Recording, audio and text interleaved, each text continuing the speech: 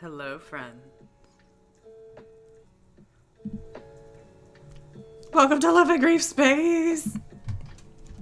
Let me kill the beats for a minute. How are we all doing? I decided to dress up our little Foreseer with some God of Annihilation hair because it comforts me just a little bit. God, I hope the Jasmines are here. Do-do. Okay. We're doing it, y'all. We're gonna foresee a myth. This is personally one of my favorites. I think it is also super angsty. Hey, hun. But not the angstiest, honestly. I still think that goes to Rafayel. But, oh, you look fantastic, dear. I dressed you. Quick audio check. Can you hear the game okay? Can you hear me okay? And as I think most people from the Discord know, I have a sick kitten at home who is currently asleep, but I might have to pause and then you guys can have breakout group discussions about how tragic Foreseer is. All that good stuff.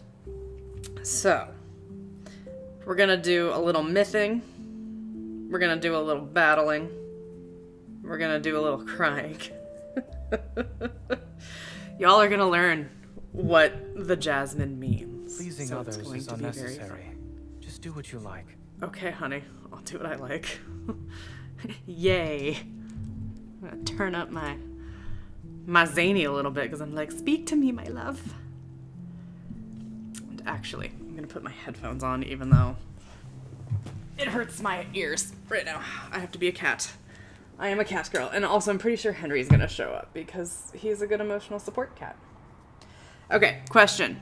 Who here has actually done and seen the complete Foreseer myth? Sleep early if you're tired. I do want to sleep if I'm tired.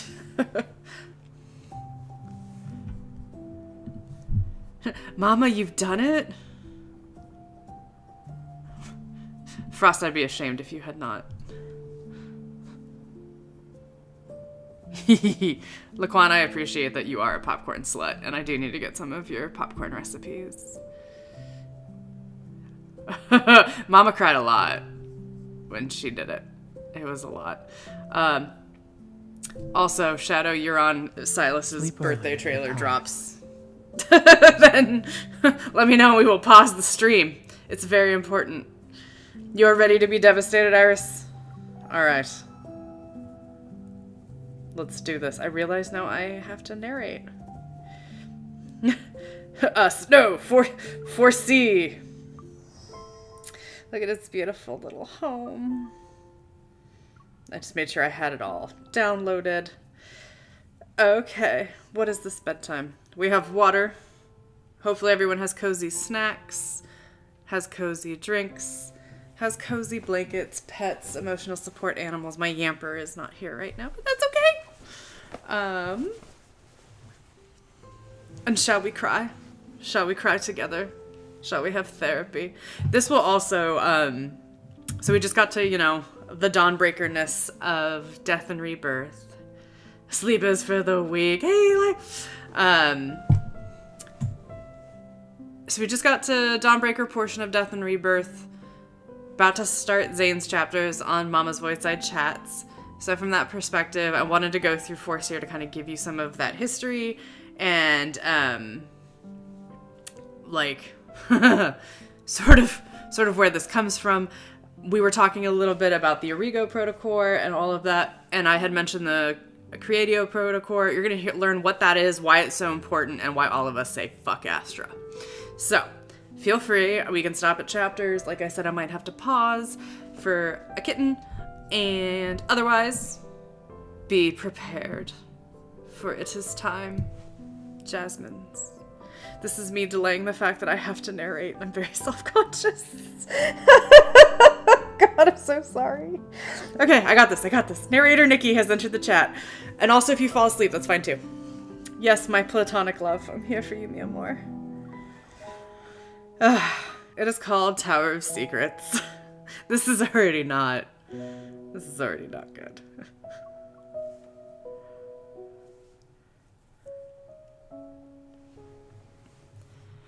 Under Astra's command, may the Foreseer deliver his will, for that is his fate. From Philos, Tome of the Foreseer. In the coldest regions of Philos, the Foreseer has resided in the Tower of Thorns since time immemorial. The almighty Astra bestowed his power unto him, ordering the Foreseer to act as an emissary for the divine. The royal family sends an envoy to the Tower of Thorns every 100 years to listen to the Foreseer's prophecies. Yet, the Foreseer has not bestowed a prophecy to the royal family in hundreds of years. Envoys sent by His Majesty never returned. Their whereabouts remain unknown to this day. There is a rumor that the Foreseer has been perpetually frozen in an icy tomb. To him, 100 years is but the blink of an eye. And so, a new envoy travels through snow and ice, entering his tower. It happens again and again, as it always has, for the past thousands of years. But I am not a real envoy. I'm here to treat my illness. To do that, I must take the Creatio Protocore from the Foreseer's scepter. I have no other choice.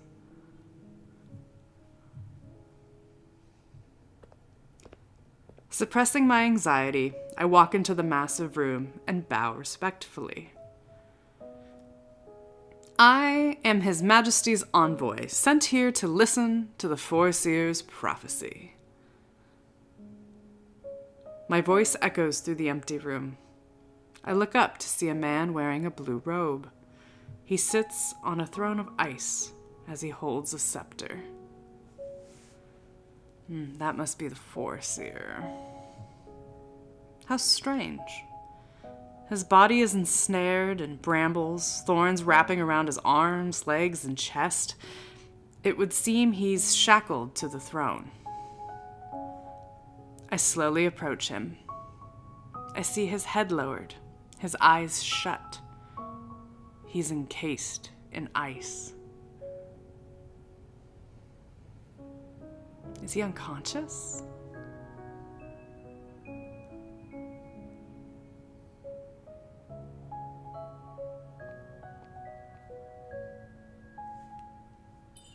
There are no signs of life. 'Tis truly an icy tomb. Shall I take the Creatio Protocore?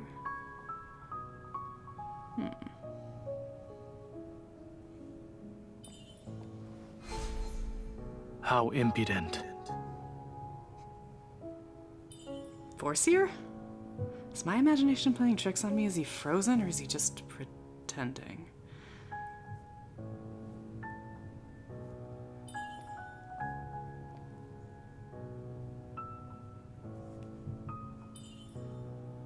He's a lot more sprightly than I thought.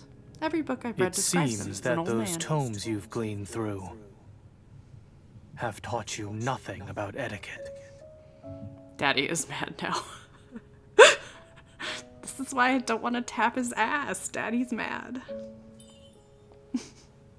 You're not actually frozen. He's not moving. Is he immobilized?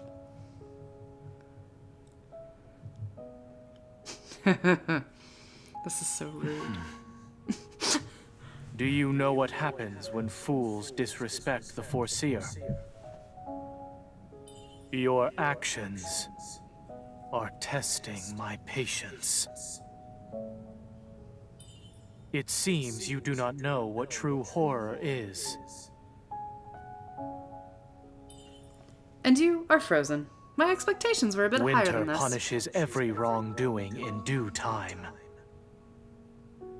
Haven't you heard of what doing is necessary in a bad But situation? who exactly is in a bad situation?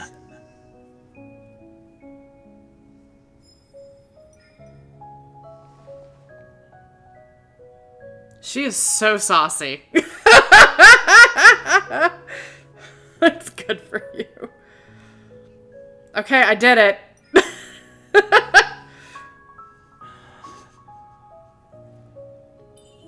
The ice is more like crystal. What is it? You have a wild curiosity and a brazen tongue. And your tongue is like winter's loveless embrace. Ah, stop making me stroke him. Oh, come on.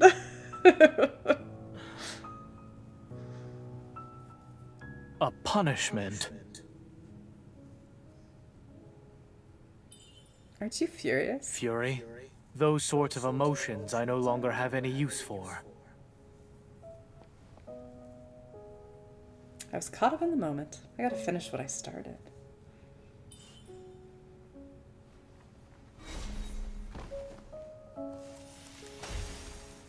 Where did that come from? He can move? I've played enough of your little games. You forget yourself, testing the limits of my benevolence. Calm down, I need to prepare for a fight.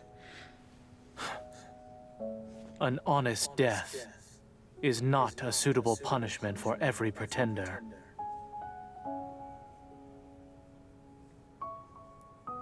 Daddy's mad, y'all. Before I can react, a cold sensation coils around my feet. I look down and see frost climbing up my legs. Tell me, do you know the fate of thieves who sought the Creatio Protocore? Ice reaches my neck and is like a cold hand that tightly grips my throat. Without sparing a glance, the Foreseer walks past me. He disappears into the shadows.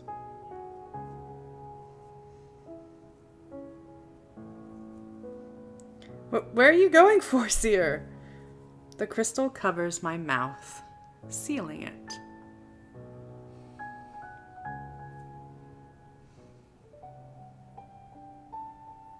The next time I open my eyes, sunlight drifts through the window adorned with roses. He left me here for the night. The Foreseer sits on his throne, reading a book. The sun's glow casts an illusion of softness on his cold demeanor. Foreseer, a fine morning we have today. Hee hee.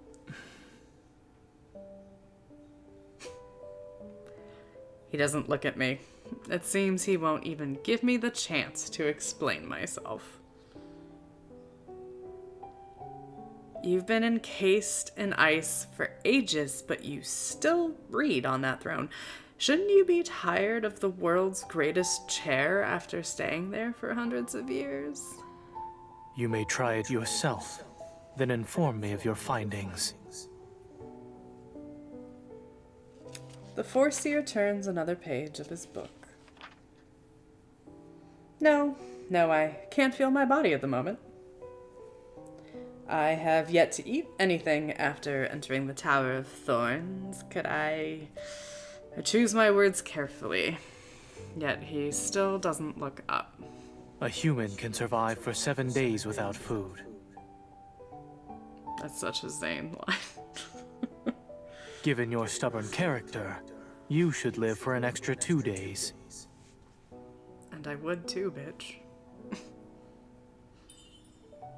You're not gonna leave me frozen for 9 days, are you? I choke up, and my eyes begin to tear up. Are those tears of your remorse? Alright, I'm not His Majesty's envoy. I'm here to ask for a prophecy of my future. Every prophet I consulted said I had 3 years to live. I refuse to believe them. He finally looks up from his book. I'm telling the truth this time. Indeed, they are delusional. I just looked at the chat, Mama. God damn. Have you scried my fate, Foreseer?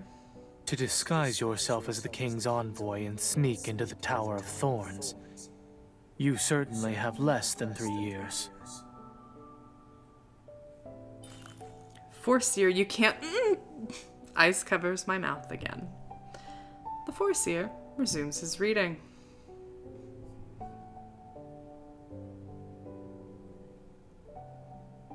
An endless silence returns to the throne room.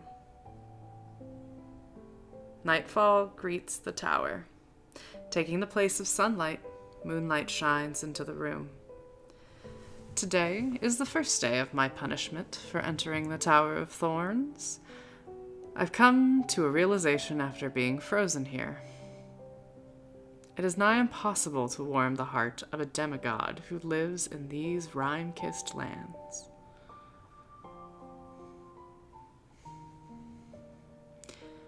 In the middle of the night, I am awoken by a radiant flash. Golden words float before me. They are magics cast by the Foreseer's book. Is he looking for something? The Foreseer stares at the words, brow furrowed. He is not happy with what he is seeing. I try to utter a sound. The Foreseer remains unmoving. Do you wish for your mouth to be sealed once more? That's a book about gardening, is it not? I also adore flowers. His wintry gaze falls on my face. Your mouth is only capable of spouting nonsense. I'm not lying. I used to be a gardener. Every flower I care for turns out splendid. The Foreseer stops what he's doing. The sharpness of his gaze pierces me, trying to gouge the truth from my head. Did I offend you? He looks away. With a lift of his finger, the ice on my body begins to melt. My punishment is over? Without any support, I fall to my knees. If you desire it, then I shall indulge you. The Foreseer closes his book. The words of gold dissipate, and the room is plunged into darkness. Once my eyes readjust to my surroundings, the Foreseer has already descended from his throne. Come, then.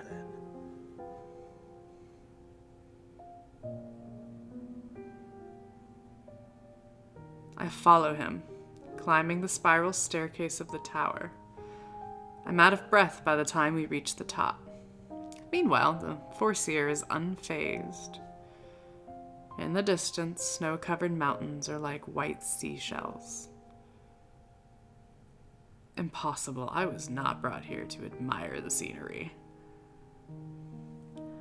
I suddenly notice a tiny white flower bud between the bricks. Why is a jasmine growing in a place like this? The Foreseer's frigid gaze observes my every action. I carefully examine the bud.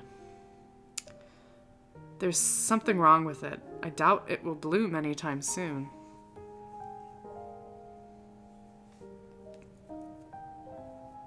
Will you be able to care for it?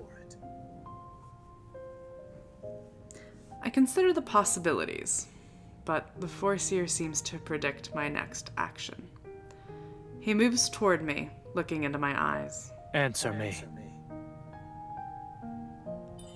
Yes, of course. It's a miracle for anything to grow here. Without a competent gardener tending to it, the bud will inevitably die. I emphasize the phrase, tending to it, and glance at the Foreseer's expression. He gazes at the bud and touches its small leaves. If this jasmine blooms, you may leave the tower with your livelihood intact. I'm not sure if I'm imagining things, but it seems the Foreseer holds the jasmine in higher regard than I. For now, in order to buy myself time and an opportunity, I have to say yes. All right, I agree to your terms.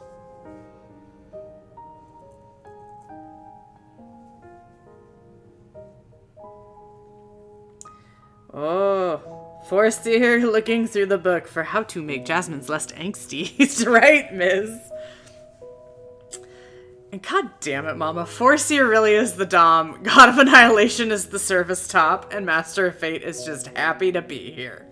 Really? I feel like that should be a poll. What do you think? So we've met our Foreseer, we found our Jasmine. Take a sip, and let's carry on.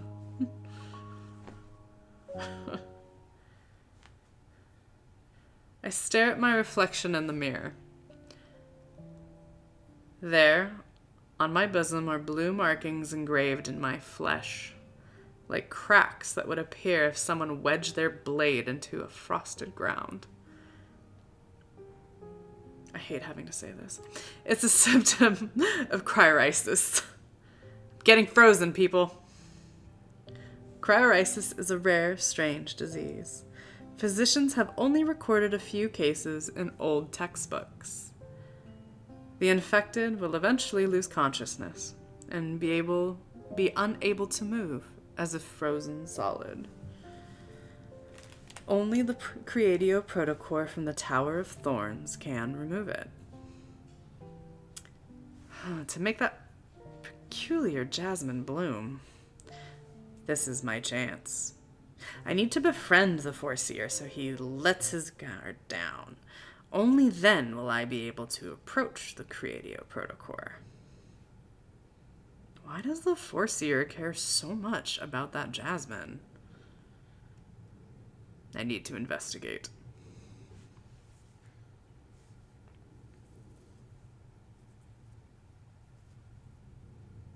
The following morning, I examine every part of the tower. Every decoration in the tower is beautiful, but each one lacks character. They possess the same aloofness as the Foreseer himself. It appears they are trying to frighten strangers. This place is huge. You must be in your prime to find the Foreseer. Having found a silver bottle, I fill it with water. Once I reach the top of the tower, I see him. His back is turned to me, yet I am on edge. You are not here to supervise me, correct?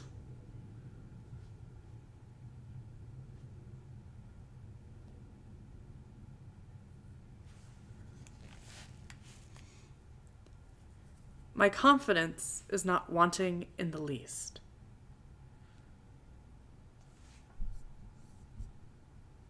I feel like we just lost audio on our poor little Zany boo.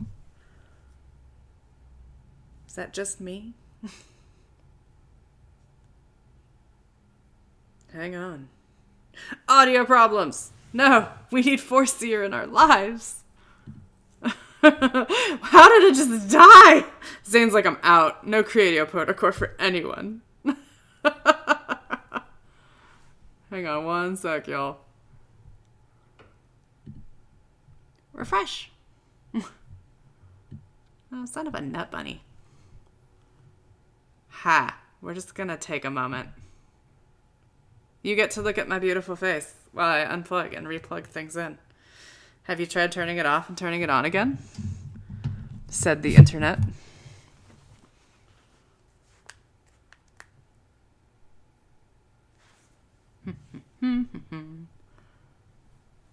Ba-ba-da-ba.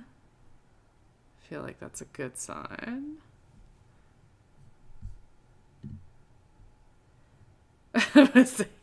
Astra pulling an Ursula with Zayne's voice. Damn it.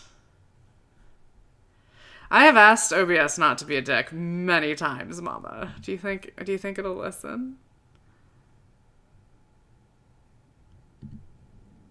Huh, weird.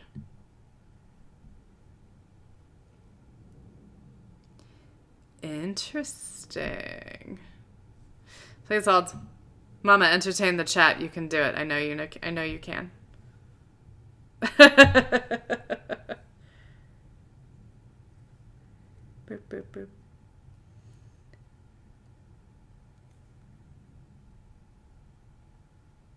That's so odd. Give me my kitties.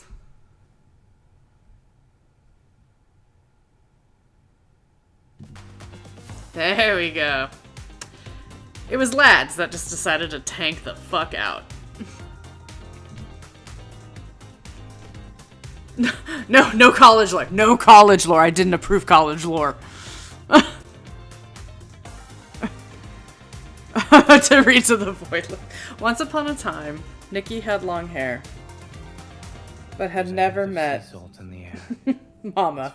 Or at least Mama does not remember it.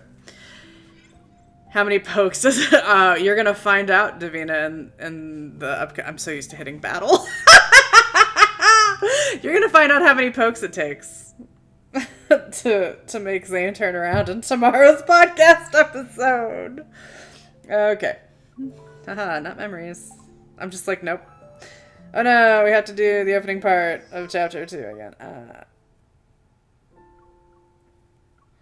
The game was like, he's too angsty. We can't handle it. I'm very quickly gonna power through this part. Haha, yay. Where were we?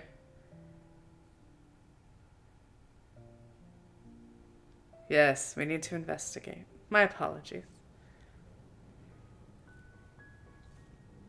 But now you understand why I don't want to spank Daddy. He gets so mad. Okay. So the following morning, I examine every part of the tower. Every decoration in the tower is beautiful, but each one lacks character. They possess the same aloofness as the Foreseer himself. It appears they're trying to frighten strangers. I see the double fisting comments. This place is huge. You must be in your prime to find the Foreseer. Having found a silver bottle, I fill it with water. Once I reach the top of the tower, I see him. His back is turned to me, yet I am on edge. You are not here to supervise me, correct? It appears your confidence is lacking. Ah, yes. Scold me, Foreseer. Now we have audio again, everyone. My confidence is not wanting, in the least. As I hurry to water the jasmine, I begin to pray. Oh, fairest jasmine, my life is in your leaves. Don't partake in the sweetness of death. From the pinnacle of the tower, I spy a group of people walking along the mountain path. They resemble ants that fell into a desert of salt. If there are others here to distract the Foreseer, it will be to my advantage. I point at those tiny figures. Are they here to receive your prophecies? The Foreseer glances at them. With his right hand, he writes a series of silver symbols in the air. Suddenly, a blizzard befalls us. It swallows the mountain path, and the people disappear in the blanket of white. Are you trying to kill them? After getting lost in the snow, they'll have no choice but to turn back. Their survival is but a guarantee. Well, I was already impressed by his previous demonstrations of magic. This is the first time I've been stunned by the Foreseer's power. Do you despise the requests for prophecies? Fate cannot be changed. Instead of acknowledging this truth, humans still fight against it. Especially when their future is not what they hoped it would be. That's gotta be the best, no solicitor sign ever. Just fucking blizzard. As he speaks, the Foreseer glances at me. I lower my head, pretending to agree with him. I understand. I will focus on tending to the jasmine and not ask about my future. Even if it's meaningless, I'm not going down without a fight. I just hope my resignation will Help me gain the Foreseer's trust.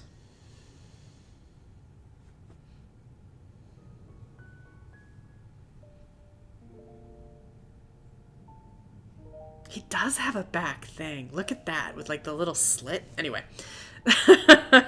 Several days pass. I've already memorized my daily routine for taking care of the jasmine. I could do it in my sleep. In the morning, I hum as I take my silver bottle to the tower's pinnacle. There, I see the Foreseer gazing at the sky. Good morning, Foreseer.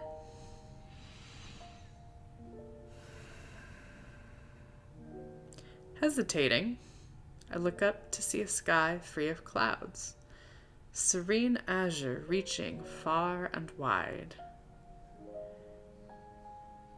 Do you need someone to listen to your musings? Silence. Aha! It's our first silence catch 22, friends.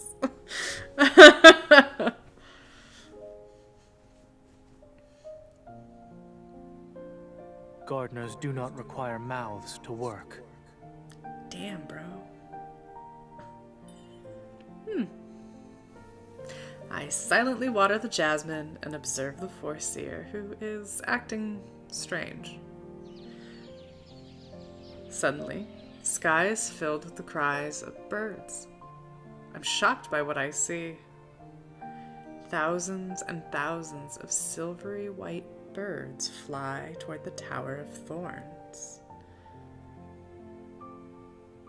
The sky is covered in a shroud of crystalline feathers, clear as frost in the morning sun. They shimmer like a nebula within reach. What are they? Arcticyons. The Foreseer raises his hand. One of the birds lands on it, seemingly answering his summon, and happily chirps. Does it know you? They pass the tower every year when they migrate. Yes, Zayne is the Disney princess. The Foreseer looks at the little bird, his expression full of the warmth one would greet an old friend with. Alas, that was eons ago. I have never laid my eyes upon a creature as stunning as an Arcticyon. Your hand. Reluctantly, I hold it out, and he places his hand on top of mine. I panic, pull back my hand. Don't be afraid. Humans are the least of their concern. His hand, warmer than I imagined it would be, gently grabs my palm. The silvery white bird hops from the Foreseer's hand to mine. Its feathers reflect the color of the sky, deceptively depicting a light, brilliant blue. It's lovely. I guess you don't just stay secluded indoors and read all the time. So that is the conclusion you arrived at while resting in ice. It's because I'm curious about the Foreseer. Your name appears in the tome of the Foreseer, but the text only speaks of you as Astra's tool. I don't think its accounts are accurate. The Foreseer remains expressionless. Astra does not write his own story.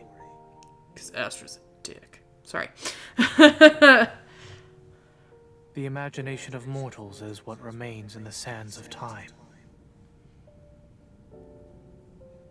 The Foreseer lets go of my hand, and the Arcticyon returns to its flock. Quietly, he watches them fly away, bidding them farewell. I have to admit you aren't as merciless as Winter. You care about the jasmine, and you remember to wait for the Arcticyons once you're able to move. The coldness in the Foreseer's gaze returns. You are not here to study my behavior. Your wild curiosity almost led to your demise. This is also one of my favorite MCs. Because she's like, well, I'm dying. Fuck it all. just like a saucy little, I'm just doing it. Just fucking doing it. Miz, I would love Pi to be tied to one of Zayne's myths. I need that in my life. Mama, stop chomping him. I do have a chomp emote. Hang on. Wait. Yeah. I thought I did. Anyway, damn it. MC's like, I have nothing to lose. Exactly. Alright. Keep calm. Carry on.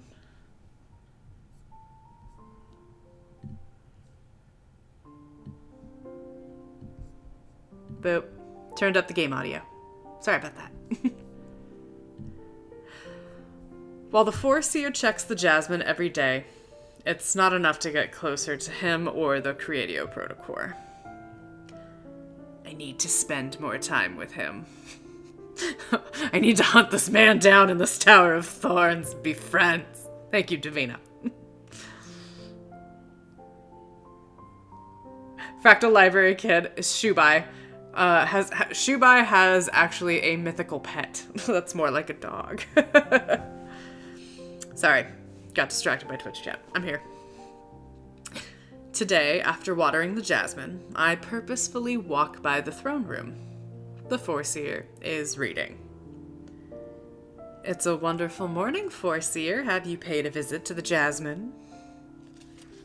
What do you want? Such dick. I don't want anything. Why would I? You never passed the throne room after watering the flower. Thank you, y'all. I'm hydrating and blinking. Good call. You know me so well, it's not even battle.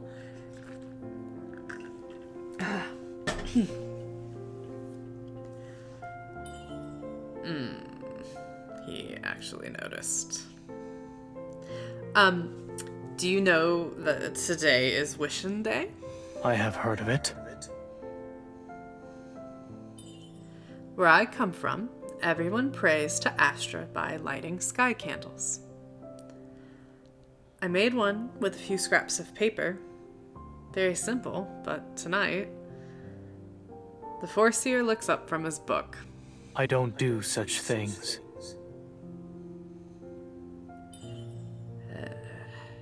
He certainly knows how to silence me with a single sentence.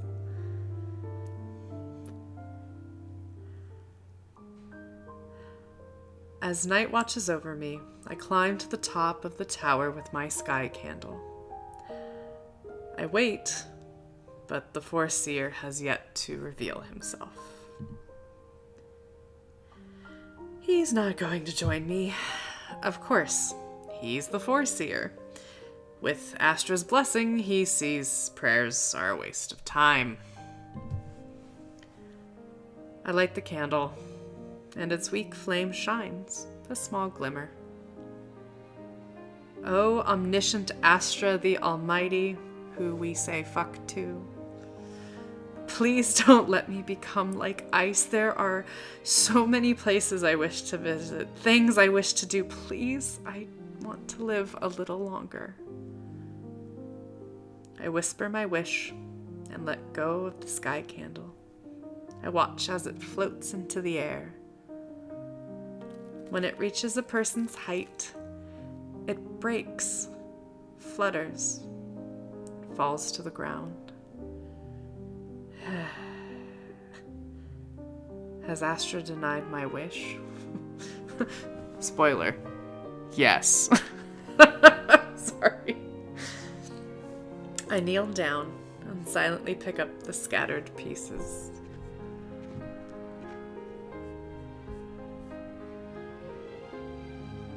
I turn my head in the direction of the footsteps. Under cloudless sky, radiant moonlight illuminates a figure. It casts a glow as white as snow on those blue robes.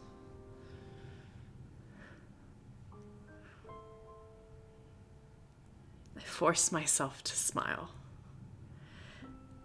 'Tis a good joke, for Even Astra thinks my wish ridiculous. He told me to give up. For him to hear you, I suggest using a sturdier vessel. An iridescent glitters in my hand and materializes into a lantern of frost. Is this ice? You can set ice aflame? That would be determined by your fervent hope. Still hesitant, I light the ice lantern. The fire flickers before the lantern is engulfed, ice turning a warm orange. How do I let the winds carry it? The Foreseer's face is lit up by the ice lantern's display of colors. Fire has brought warmth to his frigid gaze. He draws a few symbols in the air, and almost immediately the lantern in my hand comes to life. It floats to a greater height. I've never seen a sky candle like this. I thought you didn't celebrate Wishin' Day. I wasn't lying. However, it just so happens a few lights are needed for tonight. The symbols the Foreseer has drawn begin to transform into ice lanterns that soar into the air. Above the tower's pinnacle, countless lit ice lanterns fill the silent night sky. I gawk at the spectacle right before my very eyes. It's gorgeous. Will Astra hear my wish with so many lanterns? Only he knows. The Foreseer heads toward the stairs. You're just going to leave? Why don't you make a wish? There is nothing for me to wish from Astra. Astra's a dick. He leaves without so much as sparing me a glance. The Foreseer is kind, despite his appearance. But if he learns of his unwitting assistance in helping me wish for the Creatio Protocore, I would find it absurd. Okay, I know we were talking about how much we want pie, but I think we get the closest thing we're gonna get pie in the next chapter. My personal favorite thing. Which I think this chapter is if you have done Mama, I Need Your Help. What is the name of Zayne's wedding memory?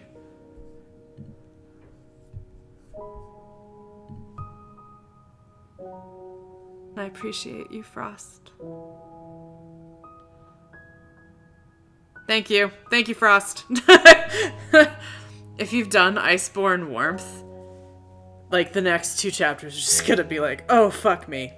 So keep that in the back of your mind. It's time we meet Jazz, y'all.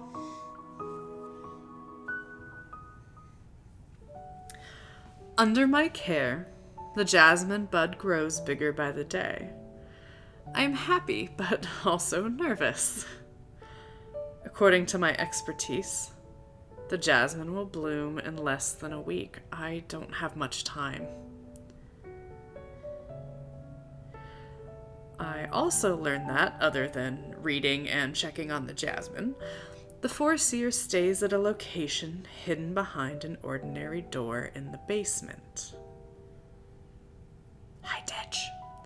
What does he do in there? Is the Creatio Protocore's location, perhaps?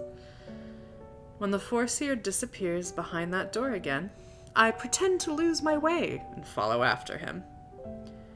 What greets me is unbelievable, a sight to behold. Behind that door is a library, the ceiling nowhere to be found. Bookshelves stretch as far as the eye can see. Does the Foreseer obtain his books from here? How can he find anything in this place? I don't even know where he is. My mumbles activate some sort of switch. Ice materializes beneath my feet and carries me into the air. Well, the mystery of how he acquires his books has been solved. I feel as if I am lost in a sea of books, for shelf after shelf is filled to the brim with them. The ice stops in front of a bookshelf. I'm a good distance off the ground. He's not here. The ice doesn't move. Defeat. Jazz is the best plant. Jazz is the best ice crystal ever. Ice phantasm, I guess. I carefully grab the book right in front of me. Its title is Philos, Floral Inquiry. Hi, King. I open the book and see the pages about Jasmine's have been read the most. Jasmine's again. Why is this flower important to him? Is it just because he wants the one atop the tower to bloom? Reading the notes, I try to piece together an answer. When I turn to the title page, there is a single word on it. Zayne. Zayne? Who is this Zayne? He is the person you seek.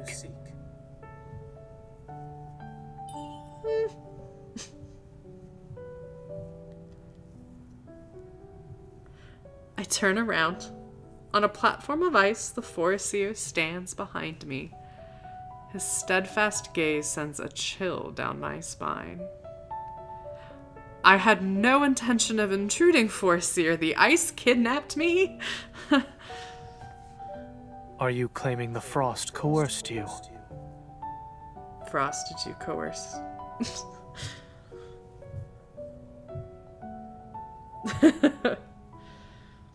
I take a step back, forgetting I stand on a sheet of ice.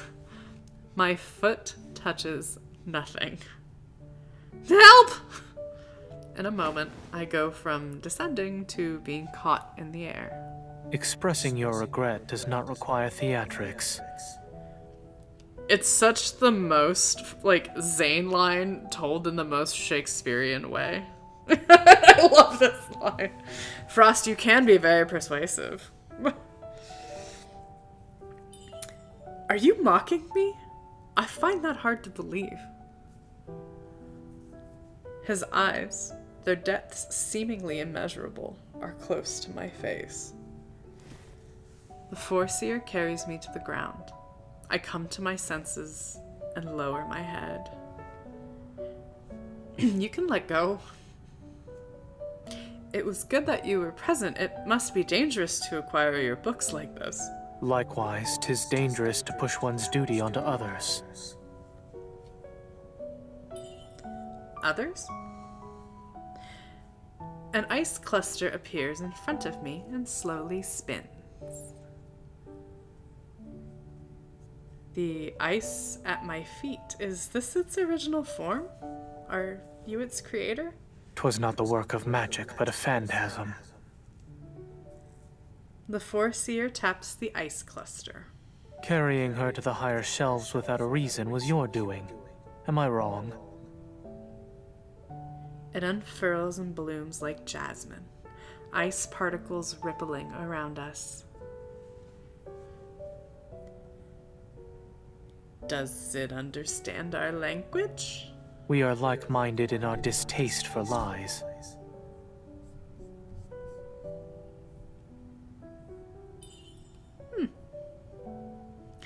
Though part of me is still in disbelief, the Foreseer's spells and this library's very existence are starting to convince me that what I've experienced is real.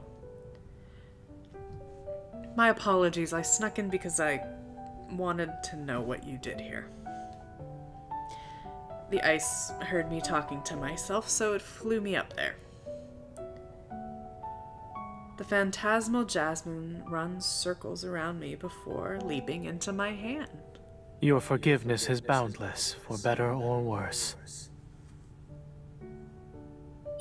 It accepts my apology? Ice gathers under me again, and it lifts me into the air. I stumble. I'm about to fall again. Yet another piece of ice appears beneath my foot, steadying me. Curious, I take another step. Regardless of the direction I take, ice forms beneath me. I walk around, excitement in every step. 'Tis like having a platform at my command. Incredible, it knows what I'm about to do. The individual subconscious is also a form of energy. It can sense even the smallest of changes. May I name it Jazz? It was reminiscent of Jasmine when it unfurled. You and the phantasm should decide. I am but a witness. I stop before the Foreseer. With my icy platform, I can look him straight in the eye. Then may I call you Zayne? With a piercing gaze, he stares at me. A name defines a person. 'Tis important, I would think. I am unable to read his expression. Do what you must. I will, bitch. I will. Oh my god! Gifted subs, thank you! Pardon me, YouTube friends. I do believe we've had some new guests. King, you did not sleep. Mel, welcome. And also thank you for 1 billion gifted subs. It's so kind of you. Hopefully I can put King back to sleep with angst. Also, how we doing, YouTube? Game audio okay? We hanging in with the sadness of Jasmine? I mean, the joy of Jasmine. It's all so sad, y'all. Okay. Zayne. I stand in front of the mirror, mumbling Zayne's name under my breath. All my mind can focus on is him in the library, watching me scurry about. I encroached on his territory by sneaking into the library. Why didn't he lash out? Does he trust me now? The icy marks on my chest are reflected in the mirror. Tendrils spreading and twisting, approaching my collarbone. Yeah, King, stay away from the bits. I will time you out of my own. Because we're going to get to that scene where Jazz kidnaps MC. And someone's taking a shower, if I recall. My time is nearing its end. I say that line with the happiest of music in the background. At this time, an idea presents itself. Since Jazz took me to the Foreseer in the library, could I also use it to obtain the Creatio Protocol? Jazz, are you here? I call out to it. The sound of swirling ice reverberates in the air. The cluster of ice manifests and makes an arc in the air to greet me. You're here. Jazz, I have a request. Could you take me to the Foreseer's scepter? The phantasm stops moving.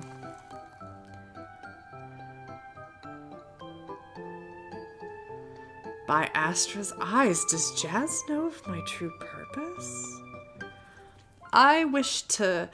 Before I can fully explain myself, Jazz expands and lunges at me. Am I destined to perish in the cold?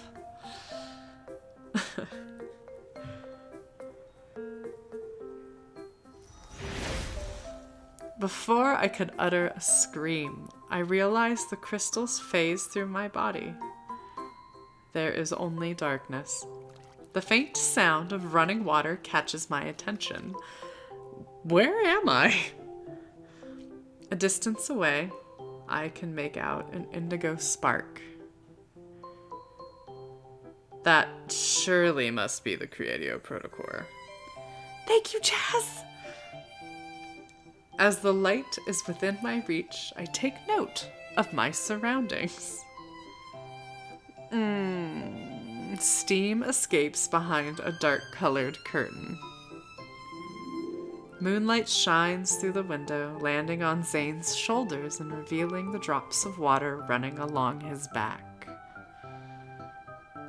Why was I brought to the Foreseer's bedchamber?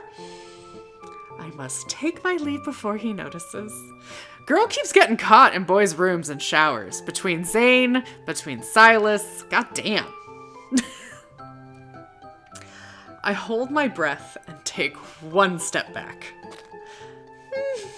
Zayne turns around, and our gazes meet.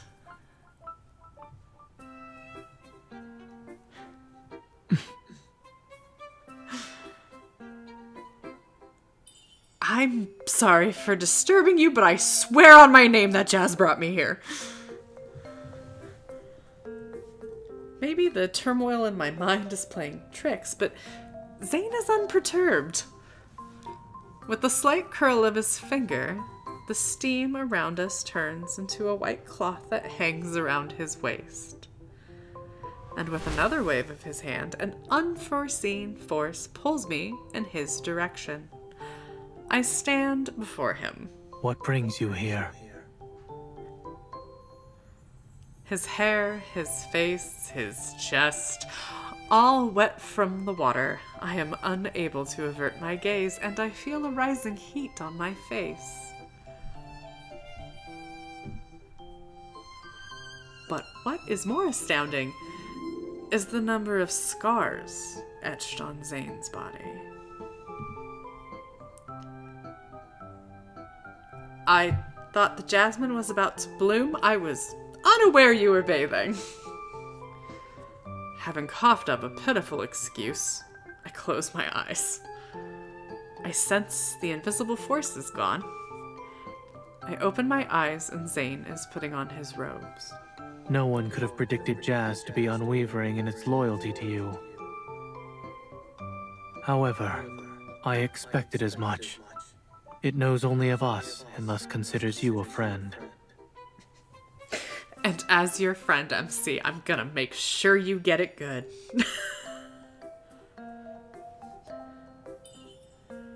Are you going to punish Jazz? It only indulged in my whimsy. Should I punish you in its stead? Okay, maybe Mama was right about the whole dog thing with Foreseer. I'm sorry.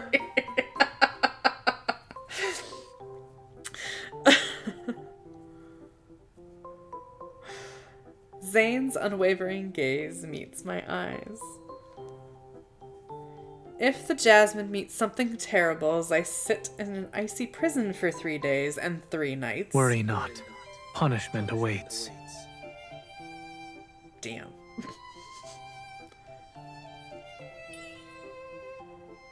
What do you mean? Are you going to kill me after the jasmine blooms? Is a horrible death the only consequence you can think of?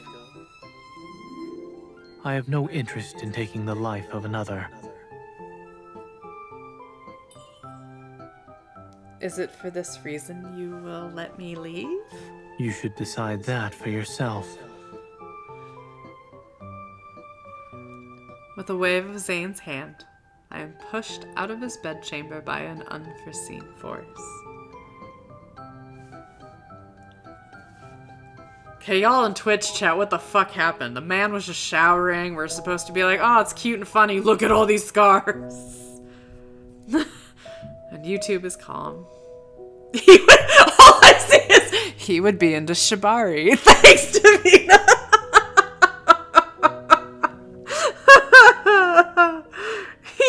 He read it in a book. He needs practical experience. Mother of cupcakes, y'all.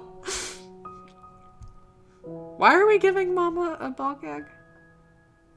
No one save me. There's the angst. Yes, MC does like to look at hot men in showers. Alright. Oh, look, Stream Elements has called out my fragrant jasmines.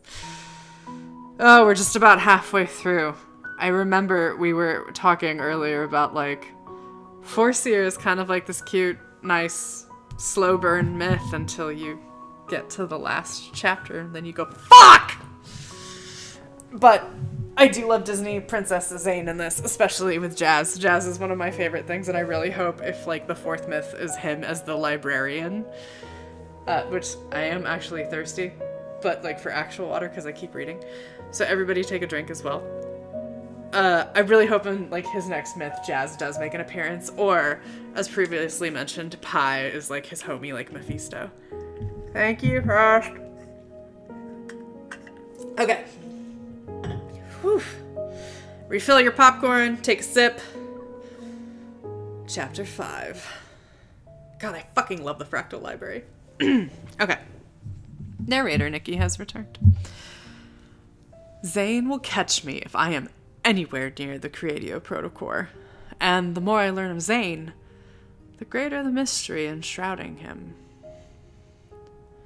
Those scars etched into his flesh. Someone has stabbed him. Yet no one else lives in this tower. How could he have been wounded? He's also blessed by Astra. Who could be powerful enough to injure him? And this is the moment where I go, oh, MC, good follow-up questions, but bad execution on thinking it through. My curiosity extends beyond our current relationship. In other words, I will never be given an answer. The very next day, I visit the library at midnight. Jazz takes me to the same shelf that has Philos' floral inquiry. If you have a difficult time with angst, now is the time to hug your support friend. Or animal, or stuffy. Is Zayne always reading this book? Everything is connected to the Jasmine. I open the book and study the text, paying special attention to pages with notes left by Zayne. Once again, Jasmine appears. How is it related to all of this? I read his note out loud and responding to my voice, the pages begin to glow. What is happening?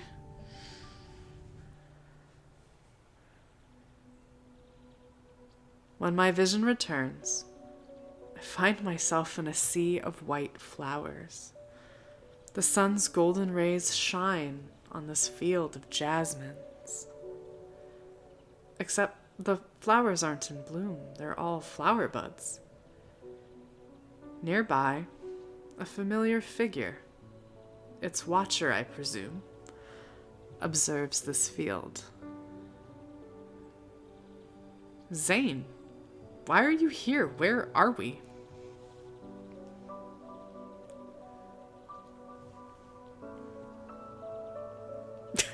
Ditch, god damn it. Zayne's hybridizing those flowers for diamonds. That's so fucked. I'm sorry, guys. Shit.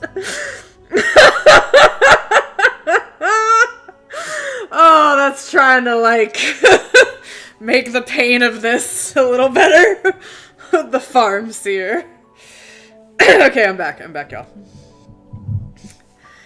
Zayne turns to look at me. Confusion in his expression. Have we met before? Who are you? As I approach him, I realize his body is but a mirage. Sunlight passes through his robes. His appearance is that of Zayne's, but he lacks the Foreseer's frigid character and looks more like a confused hamster. Through what means did you enter this place? I was just reading a... Am I in the book? You stand in an illusion crafted by words and words alone. Then, what are you? A corner of his mouth curls up. A lowly wraith. The sight of Zayne's face smiling was the last thing I thought I'd see in this life. Then again, I've met Jazz. I have slowly come to accept these bizarre events. Were you the one to plant these jasmines? They are more than mere flowers. Are they phantasms? As I ask him, I touch one of the buds. An image appears in my mind. Zayne lowering his head to kiss the jasmine. What? My memories. So fucked. Or perhaps it would be better to say they are the jasmines in my memories. I touch another one. This time I see Zayne in an unfamiliar garb, but still lowering his head to kiss the flower. Why does the Zayne in these memories appear to be from another era? Each one is my life of another time. It's your destiny and the jasmine intertwined? All I can recall is my end with that moment. You know what I saw? Again and again and again, like a cycle. I do not remember what happens after. Therefore, these buds can never blossom.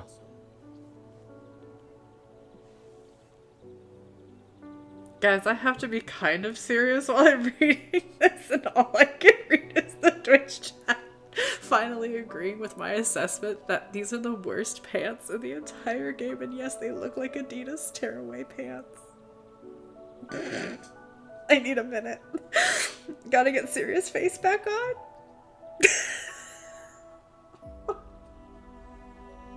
Fucking hell. Okay, I'm good. Okay. 'Tis why I bring each one here. I stare at the seemingly endless ocean of flower buds. If each one represents a memory without an end, then how many are there? I recall Zayne's note. Once again, Jasmine appears. Isn't the Foreseer able to see the fate of everyone in the world? He cannot see his own. The Wraith, seemingly moments away from dissipating into sunlight, looks into the distance. Such is Astra's will. Fuck Astra!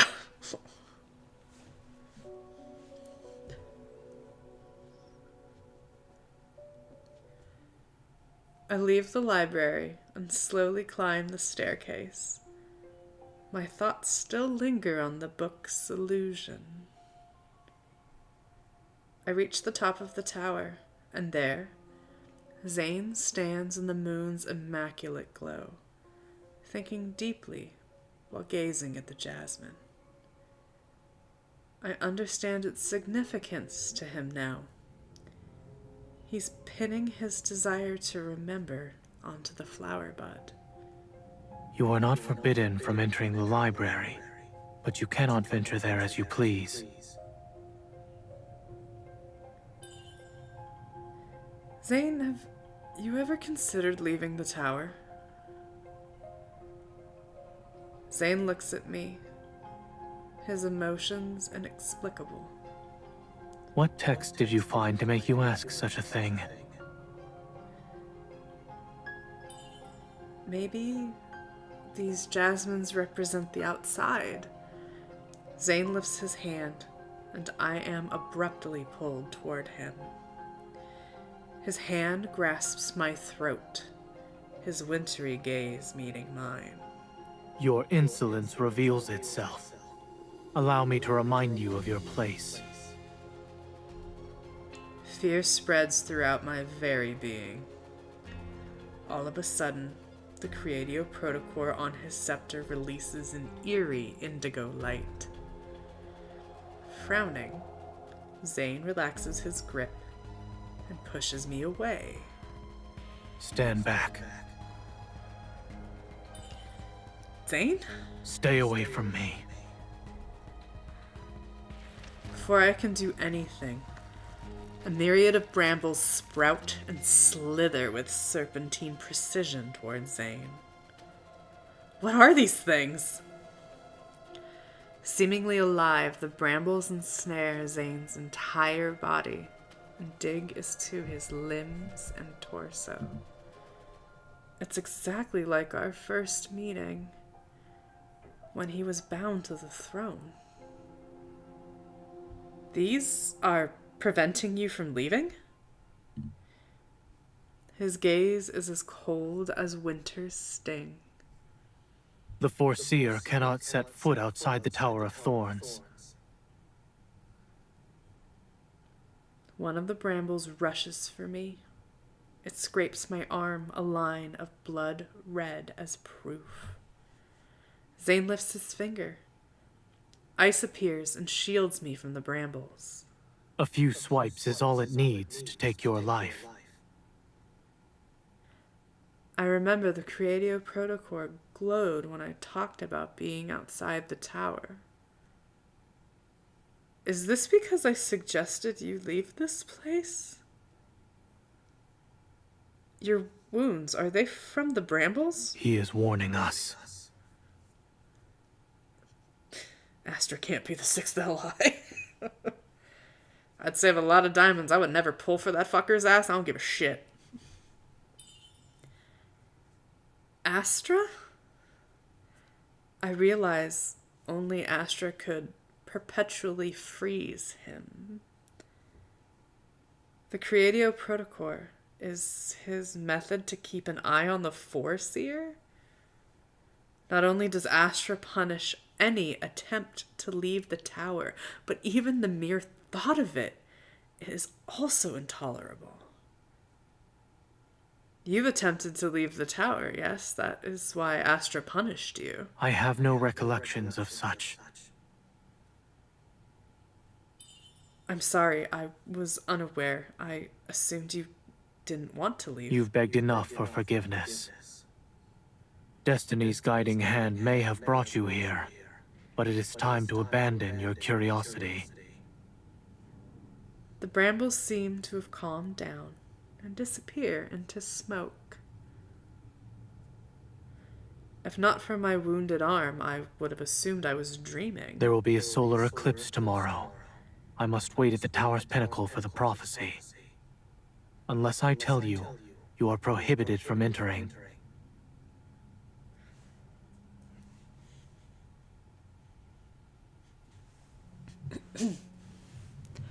Astra gifted one of his eyes to the Foreseer. By walking the winding path of time did the Foreseer understand its passing. This is the power of a god. Philos, Tome of the Foreseer.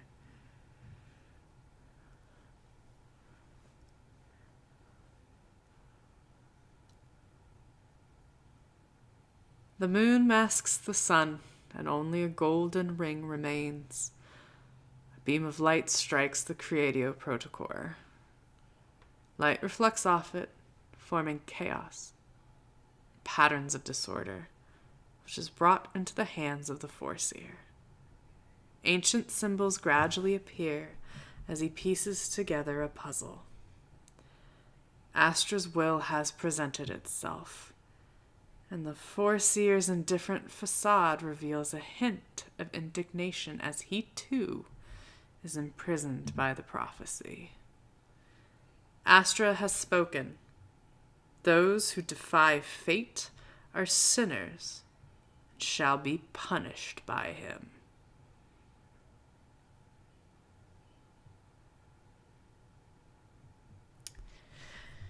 And lads crapped out again. Or is it back? Yeah. There it is. Alright, now do you understand why we all say, fuck Astra? Do we need a moment? Because it's about to get way fucking worse, y'all. And I'm just gonna try not to think about the fact that King is trying to come up with names of what Astra and Viper would be. I'm just gonna let that go. I'm not gonna look at that. And yes, these are the worst. Hey, Kara! These are the fucking worst pants on any guy. But I bet you they're pretty comfy. They look like they're very, like, silk pajama-y. But it's like Foreseer, Magic Mike edition. Okay. Towards the descent. We continue. Okay, do we have tissues? Do we have plushies? Twitch? Kara? Everybody says hi. What? Miz, it's okay. It's okay. I blame you, Miz. But I also blame King because King is like, fuck yeah! I do like Thunder Snake. I think somebody said Thunder Snake. Okay.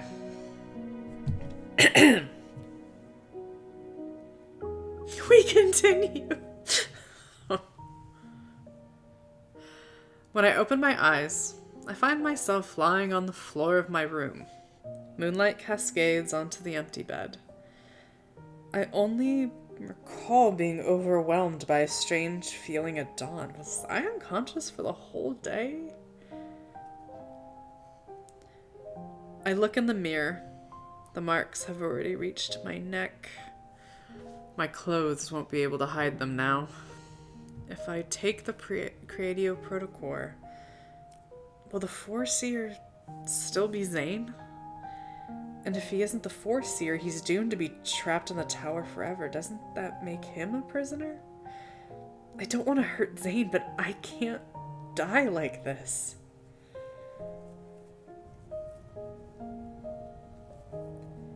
What if I told Zayne the true extent of my illness? I enter the library. Ice appears in front of me, forming an arc.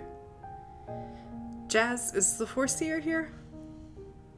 The phantasm sways from left to right. He isn't. You and the Foreseer dislike lies. Would he ever forgive someone who's lied to him? Jazz sways in an agitated manner. Of course. He won't forgive me then. Jazz hears sorrow in my voice, and a platform of ice appears under my feet, lifting me up. More ice appears, shimmering and glittering. It's trying to comfort me. Thank you, Jazz. I sit on the ice, traveling between the endless rows of shelves. Has Zayne read all the books here? I wonder what the Foreseer does when he's upset. Then again, he might just scowl, regardless of his mood. As I mumble to myself, it begins to snow. I'm in awe, watching snow descend like flower petals dancing in the wind. A few snowflakes fall onto my hand. They sparkle like crystals and do not melt. What are they? Were you not the one asking about what I do when I'm upset? I hear a calm voice from below. I sit on the floating platform as Zayne stands at the door looking up at me. So it is possible. Was the prophecy not to your liking? It matters not. Only a true envoy of the king can deliver it.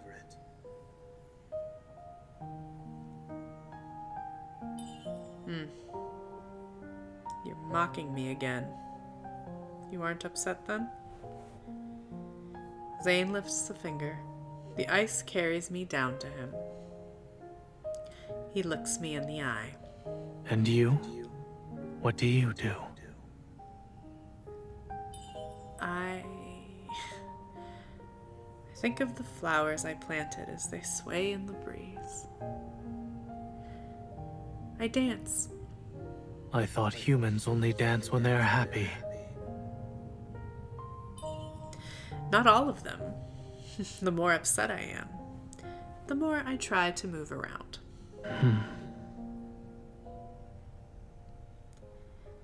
Zayne glances at me, and holds out his hand.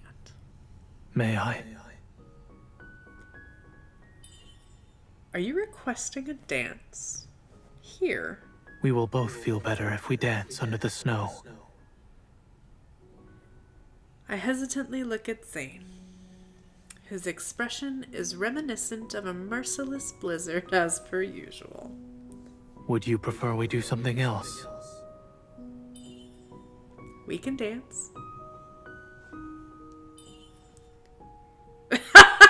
He's cutting all these onions in ice. The warmth of Zayne's hand spreads from my fingers to the rest of my body. In the tower's library, we waltz.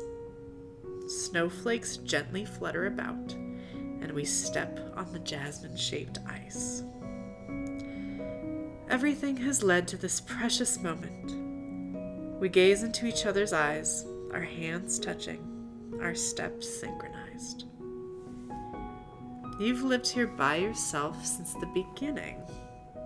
Who taught you how to dance? This can't be your first time. Perhaps my body still remembers the motions from the past. Are you referring to your other lives? The Foreseer cannot truly die, so your description isn't right. Zayne looks at me, but he's gazing into a time long gone. What is it like to remember things from another era? It is no different than being in a never-ending snowstorm. I watch Zayne, the lonesome air surrounding him. Though we are in the same room, moving to the same rhythm, he is a dreamer whose dream may soon come to an end. I squeeze his hand. If the snowfall is eternal, find someone to dance with you. At the very least, the two of you will be happy. Zayne's gaze sweeps across me like a feather brushing across my cheek. You don't seem to be upset anymore.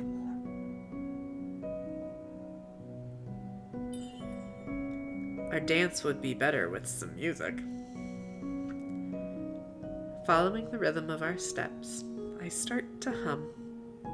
My voice echoes within the library.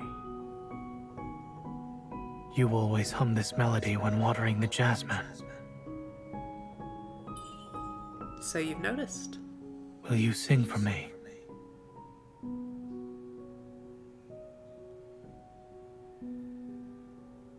To the afterglow cries cosmic demise, our world in deceptive amber paradise. In these sands of time, my frozen bouquet awaits, with your gaze so full of wonder, I hold 4 jasmines asunder. His secrets revealed, hark the bard, O legends unfold.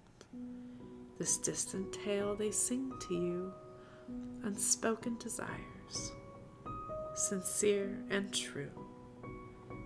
A jasmine in time's embrace, a fragrant aria, a moment's grace.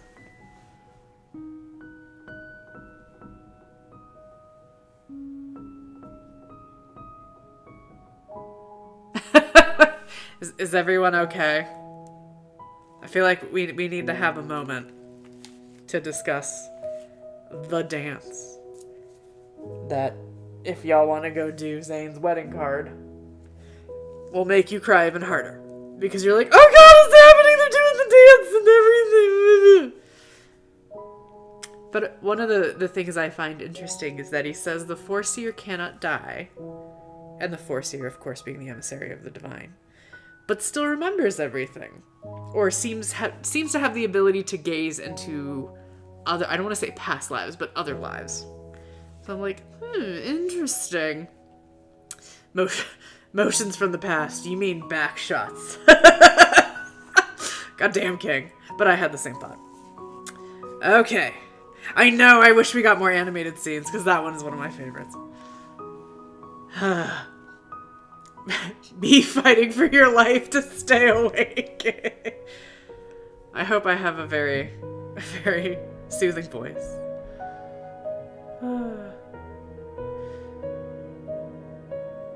Yeah, Kara, this is rough. This will make you cry, and now it's gonna go downhill from here, everybody. This is the grief space. I need some more water. Oh, there was a fucking field of jasmines. Oh, I'm glad my voice is soothing. I can make it more soothing. That's true. At least you don't have work tomorrow. I know. I do need to blink. I was like, I can't not blink. That's the hardest part right now. Hang on. I gotta move my headphones. Shadow, I'm amazed you're still with us. Because I know you're like, oh, the grief, the angst. Oh, okay. Eyes rubbed. Doing great. Yeah. Can't actually read with my glasses on. Let's do this. All right. Yes, and everyone hydrate. Okay. 7 of 9. You know it's gonna be bad when the game plays this theme. It's like, oh, it's so cute, we're fucked. Zayne cannot recall the first time the jasmine appeared. Ever since he took upon the mantle of Foreseer, the Tower of Thorns has always been his home to the jasmine that never bloomed. It is like a riddle, forever waiting to be solved, or maybe it's a metaphor for his fragmented memories. The jasmine's existence is an unremovable thorn, a reminder of his past, of his failure to remember who he is. Zayne dreams the Zayne dream. It is one he has dreamt of many, many times. He kisses the jasmine bud and then his entire being sinks into darkness.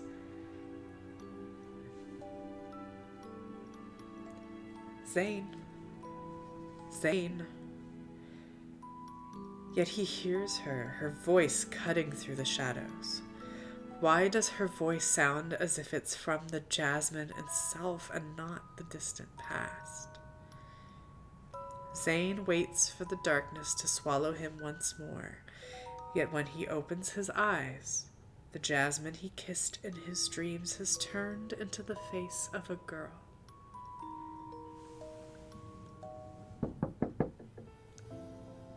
Hello, friend. Thank you for coming, Lytton. Zayne. I frantically knock on Zayne's door. Time passes before Zayne opens it. He appears to have just woken up, his eyes hazy with sleep. I thought you were normally awake at this hour. Zayne doesn't respond. He only looks at me as if I were a stranger. Never mind. Follow me. Brimming with excitement, I grab Zayne's sleeve. I am surprised he lets himself be dragged out of his bedchamber. Yay, thank you for the follow. I bring Zayne to the top of the tower. In the joyous glow of the sun, the jasmine's trembling petals unfurl one after another. Zayne, the jasmine has bloomed!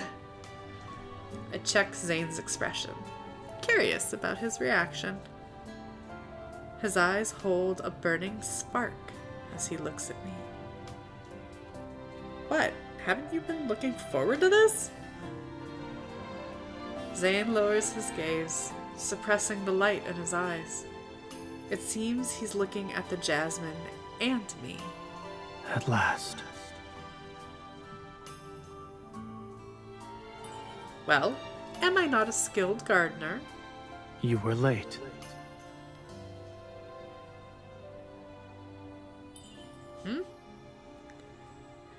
When not a single blade of grass grows here but a strange jasmine, you don't need a gardener. Hence why it only bloomed in your presence. Don't shower me with praise. Now you're making it sound like this was bound to happen. Deep in thought, Zayne stares at me. Have I offended you again? Why are you looking at me like that? His gaze shifts to my hand, still holding his sleeve. Frost, which part are you scared about? Because you know what's going to happen, Frost, at least in the story. I also want to smoosh his cheeks itch so much. Oh, I'm sorry, I was too excited. As I let go, Zayne grabs my hand. This is not a mere coincidence. What? You are not the first to step foot in the Tower of Thorns. No one has been able to make the jasmine bloom. Only you have succeeded. Something about his voice makes my heart beat more quickly. What is it? You're not your usual self. You're right. Zayne hesitates, an indescribable emotion flooding his eyes. Allow me to take you to another place. To where? You said I could leave once the jasmine blooms, did you not? Do you want to leave now? Oh god, it's reluctant hamster face, everybody. To be on the bed. Well, it depends on where you're taking me, sir. Do I? Do I want to steal the Creatio Protocore? Make Zayne lose his power and leave him imprisoned in the tower forevermore? No, I don't want him to be perpetually frozen anymore. But I will die, won't I?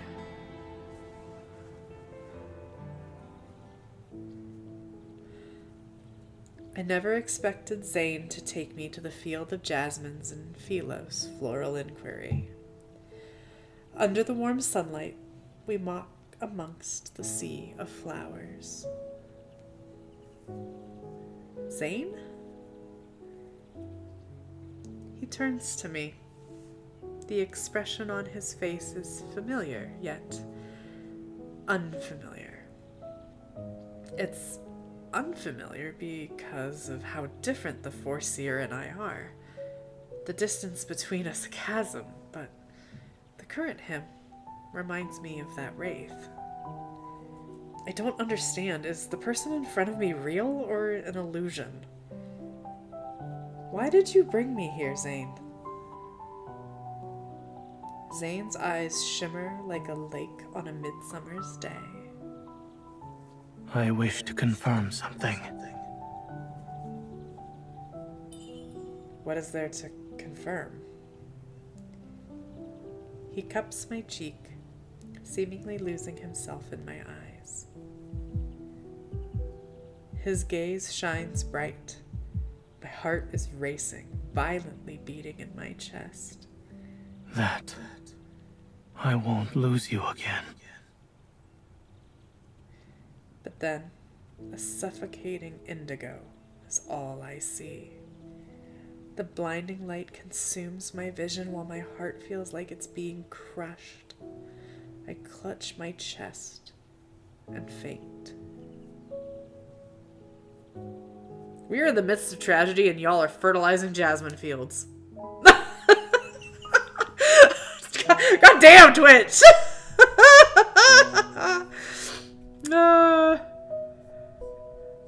Those in the street can sense your angst.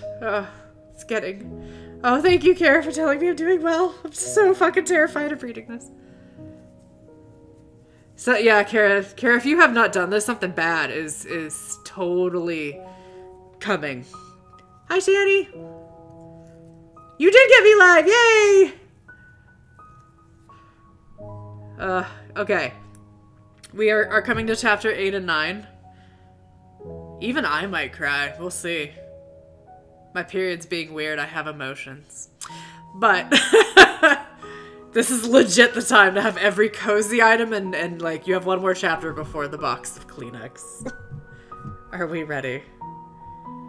Oh, thanks, Davina. Dick jokes are how you self-soothe. I'm not gonna lie. I'm not gonna lie. I know, I wish Henry would come, but he's watching the kitten for me, so. Alright, are we ready?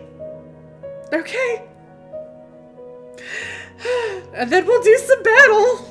Because then it makes every attack even fucking worse when you realize what it is. Okay, I'm here.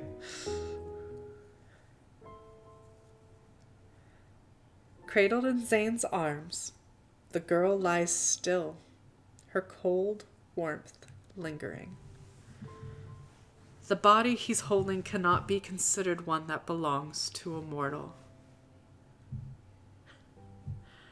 Under her clothes, I saw that, King. Blue lines manifest at an alarming rate. Astra warns the Foreseer in the form of an eerie indigo gleam from the Creatio Protocore on his scepter.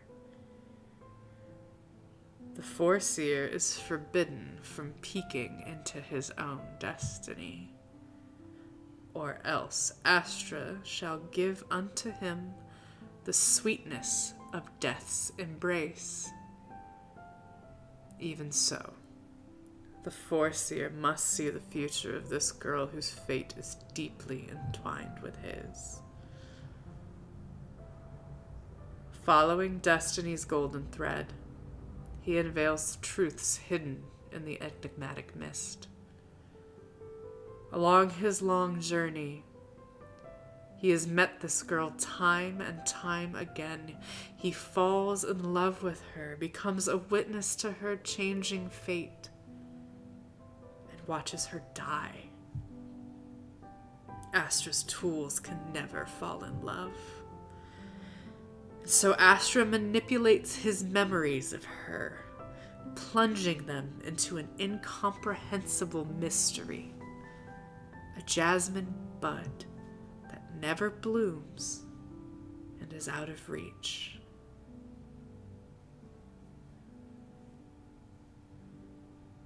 I slowly open my eyes.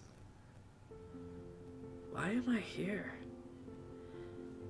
Before fainting, I remember a flash of indigo light and Zayne's concerned expression. Did Zayne put me here? How long was I sleeping? I struggled to stand up before staggering out of the room. Zayne? I search every part of the tower, but Zayne is nowhere to be seen. I manage to find a hidden staircase. I climb each step and find a door at the end. I can hear noises from inside the room.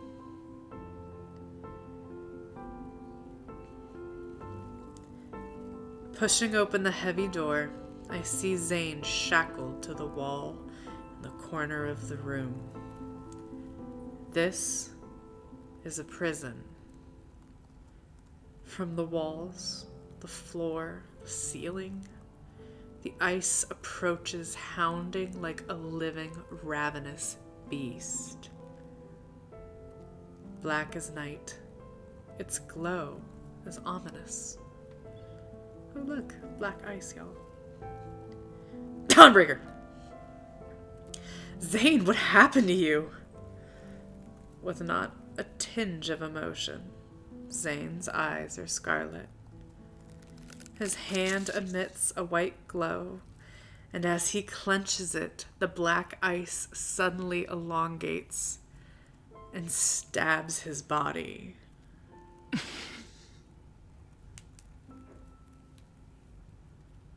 Why are you hurting yourself? Astra's punishment. I realize his body is moving on its own. I remember when I accidentally appeared in Zayne's bedchamber. Once he came out of the bath, scars covered his bodies. Were those a result of his self-inflicted injuries?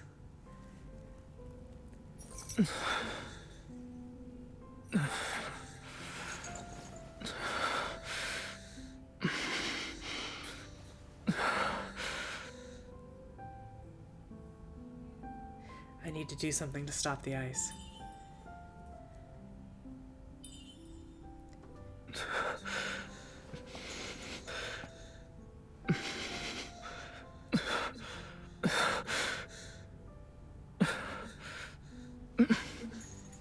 It's too dangerous.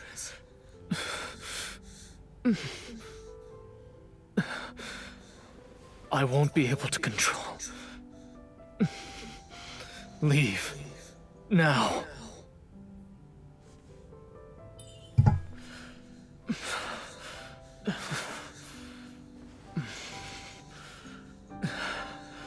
I cannot die.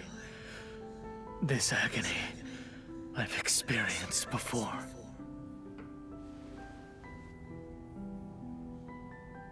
You're being tortured is worse than death itself.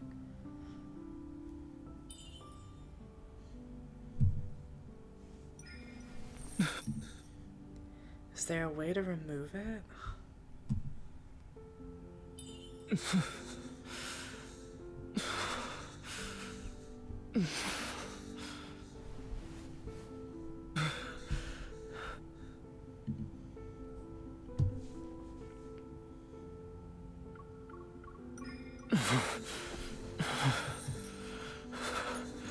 I can't stop the ice. You'll get injured.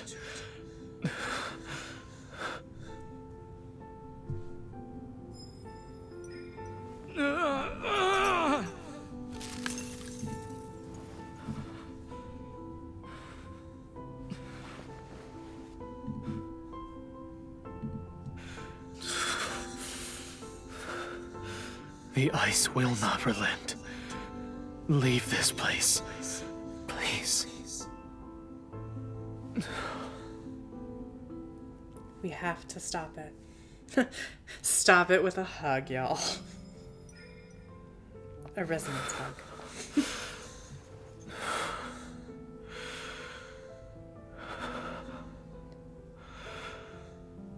Why didn't you leave?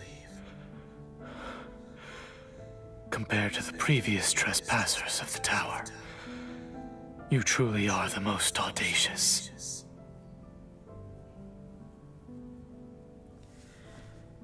The black ice has ceased its movements, but the prison is still cold. I unshackle Zayne's hand. Seeing his bloodied wrist, sorrow wells up in my heart.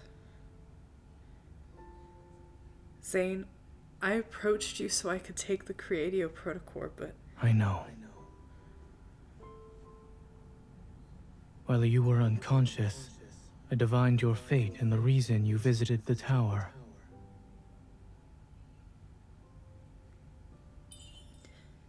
But why did he punish you? Zayne's gaze is calm. Our fates are intertwined. What?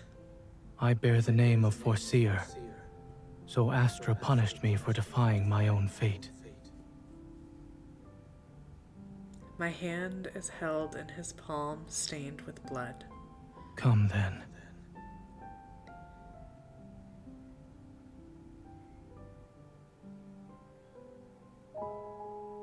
Am I allowed to theory craft before we end this for just a moment? I defied a god. I'm a bad man. Yes. So, what I find interesting, again, going back to the chapters of Death and Rebirth that we just did, discussing about Dawnbreaker and his black ice. And there have been several moments, I will say, in the current timeline. The current Zayne is what I'll say, because I don't think any of his timelines, or any of them, are actually linear. But that's a whole nother story. Whenever he is not in control, Zayne, so whether we call it Dawnbreaker, Astra, whatever. Show me on the Zayne doll with Dawnbreaker hurt you. My heart, mama, Dawnbreaker hurt me in my heart. Whenever our zany Pingu is not in control of himself, it's black ice. And that's where my whole theory that Astra slash Dawnbreaker being the emissary comes into play. Okay, that's where he hurt me. My fucking heart! Okay. This is gonna get brutal, everyone. Yeah, so that part where now he y'all know where we say fuck Astra, takes his memories, forces his power upon him to hurt him. Oh, I'll show them the thanks I hate it gift at the end. We gotta get to the end. Okay. I'm gonna take my drink. Does Astra control him via Dawnbreaker? I kind of, sort of. I'm still working it through a little bit. Because clearly, Zayne is not Zayne when it is happening. God, thank you, Iris. I need to blink. Okay. Taking a drink. Here we go, y'all. Here we go. And everyone hydrate. I need a friend. I'm sitting alone. Oh look, his outfit is not torn. Zayne and I stand atop the tower once more. Under gentle moonlight, the jasmine wilts, petal by petal. They fall to the ground like paper, ready to scatter to the wind. How? It shouldn't be wilting already. I pick up the fallen petals. Fathomless sadness washes over me. Before, you were willing to defy Astra to free me. I've made my choice. I'm more relieved than scared.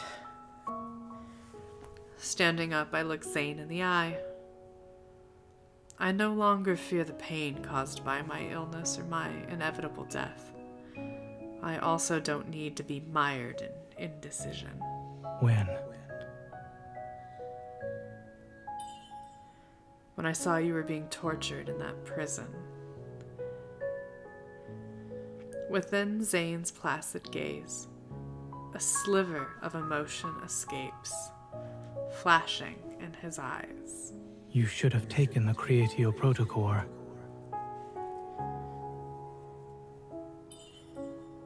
But you must tell me your answer. My answer?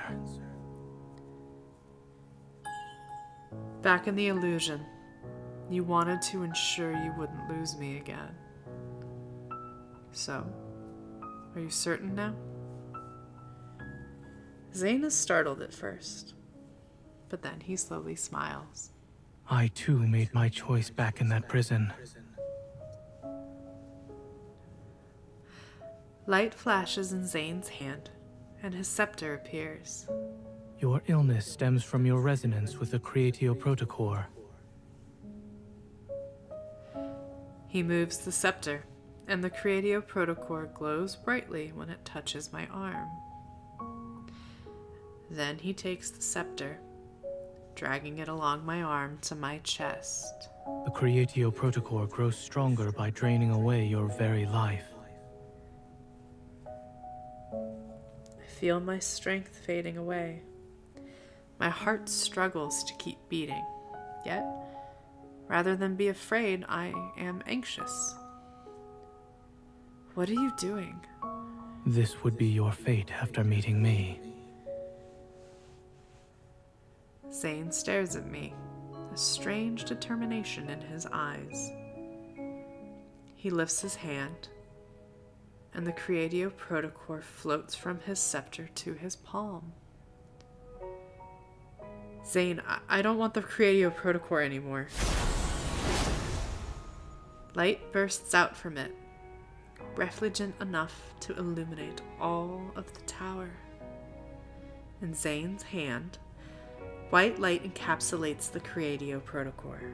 The power of Astra can curse destiny itself. And it can be used to ruin his plans. The Creatio Protocore's light is contained in the crystalline sphere.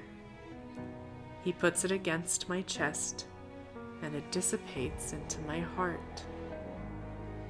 Power floods in, coursing through every part of my body. It's so cold, Zayne. A warm light flows from Zayne's hands into me, encouraging my weakened heart to beat once more. Frost starts to creep along Zayne's face. The tower begins to shake, its foundations crumbling. Serpentine ice crystals emerge, lunging toward me and Zayne.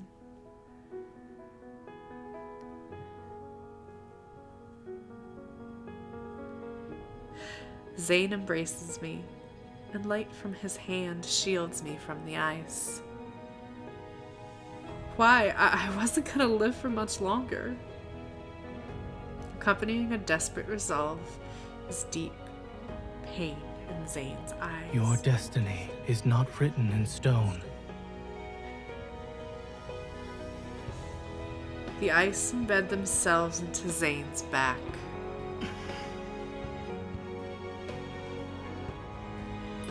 Zayne! I won't forget you. Not this time.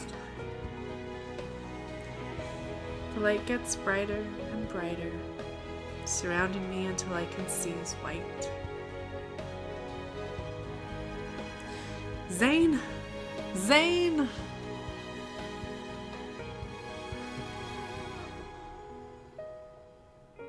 When the light fades, the ice, the tower, and the Creatio Protocore are gone. Only a familiar figure stands before me. Zayne, you're hurt. The Creatio Protocore exists inside you. Astra's power is yours to wield. This place is bound to collapse. I'm here to bid you farewell. Don't leave me. I want to stay by your side. The tears I've been desperately trying to hold back fall. Zayne's gaze softens. Don't cry.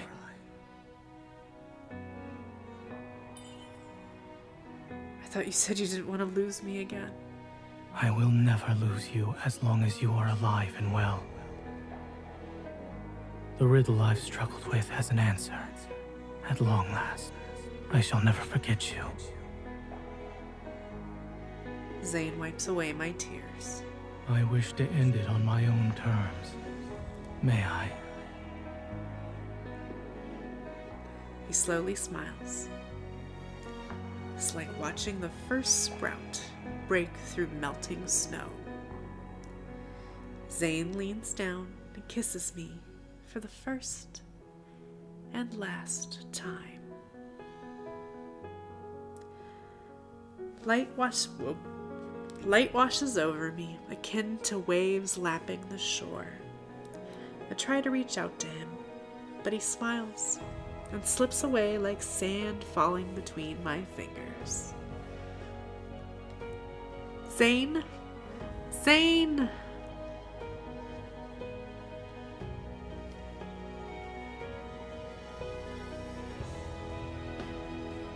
Zayne?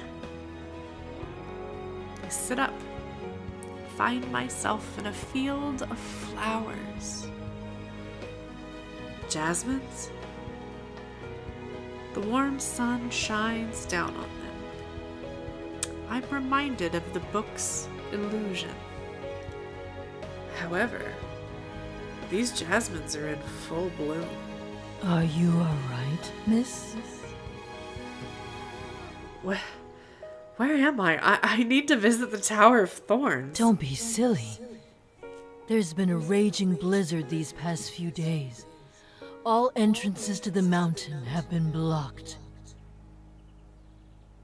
But the Foreseer... Even he cannot defy Astra. No one knows when the mountain path will be clear. Best you forget about receiving any prophecies. The tower is but a tiny dot in the distance. I can barely see it. My frozen heart shatters, breaks, splits, within a single moment. I lower my head, my tears falling one by one onto the blooming flowers. Don't cry. Zayne? Through the tears, I see a sphere of soft white light. Promise me you won't cry anymore. Withered jasmine petals appear in my hand. Now they shall never wilt. The fallen petals merge into a single jasmine flower. Ice envelops it, making it as lovely as the day it bloomed. With this, I will not forget my answer.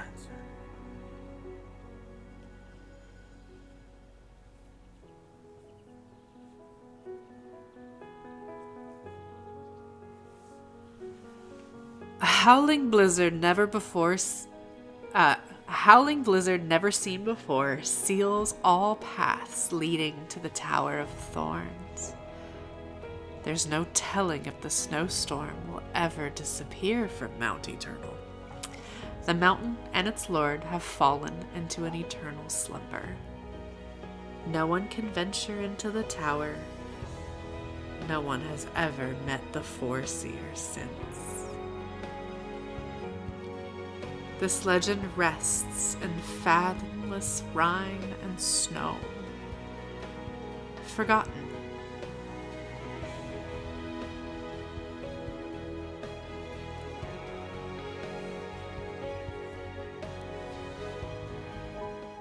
Ah, friends, that is the end of Foreseer. Loading 0%. All right. We made it through. Jasmine's, how are we? Did we survive? Forgotten. Shadow. Aw. Everyone blink, drink, hug each other. It's a rough one. I don't think the Jasmine made it. Yes, I do have to blink.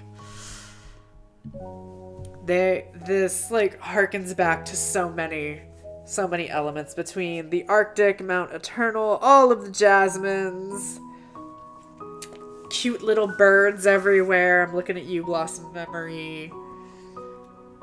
It's a rough one, guys. Yeah, the music. I know. This simultaneously, Kara, makes me like, it's beautiful and angsty and sad, and then you're also like, fuck Astra. Like, fuck! Like, let's just torture people. It'll be fine. Go hug your fur babies, everyone.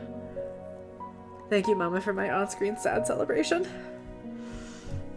That was awful, and I don't want to skip through this again for the diamonds.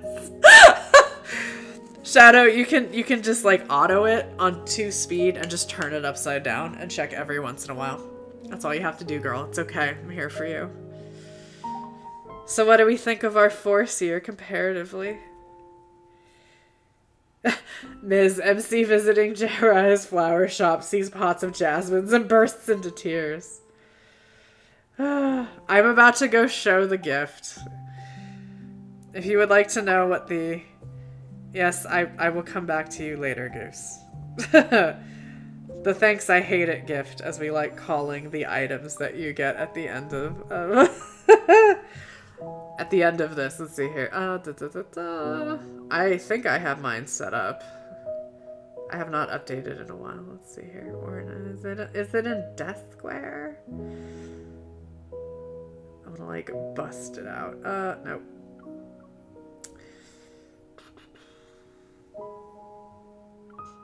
Huh. Where is it? Where the fuck is the little jasmine and ice? That will make you cry. Oh, that's Touring in Love. Hang on.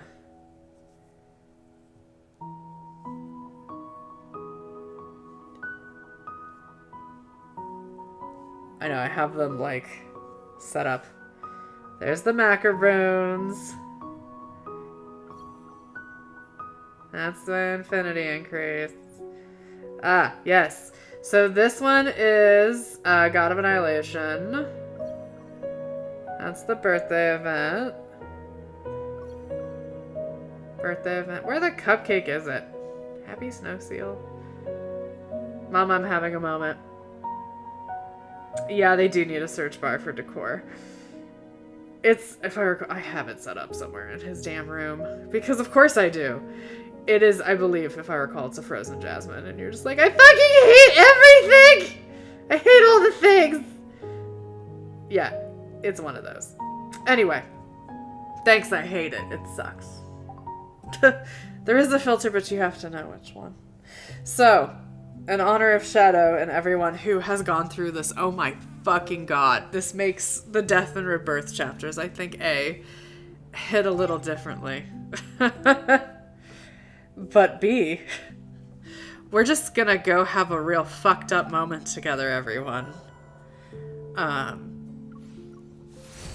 Mama, if you want to drop the Foreseer guide in, if you now know, like, the whole thing. Yeah, battle away your sadness. Looking at the name of his abilities, Ward of Curses, Thorny Punishment is the resonant skill. Veriglass Cage, and then, of course, Divine Prayer is your passive. So it's, like, and everything is built upon the ice and thorns. And so it's very interesting.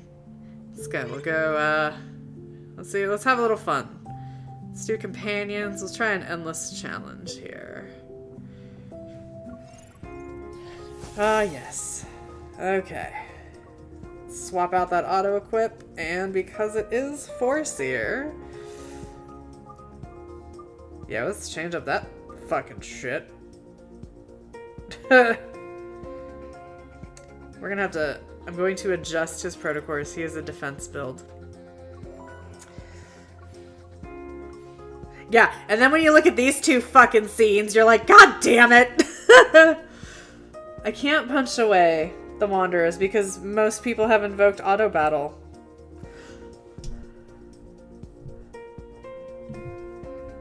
The Crown of Thorns for the Sacred Kiss event. Yeah, when the Crown of Thorns came out, Ms. Now do you know I was like, that is fucked.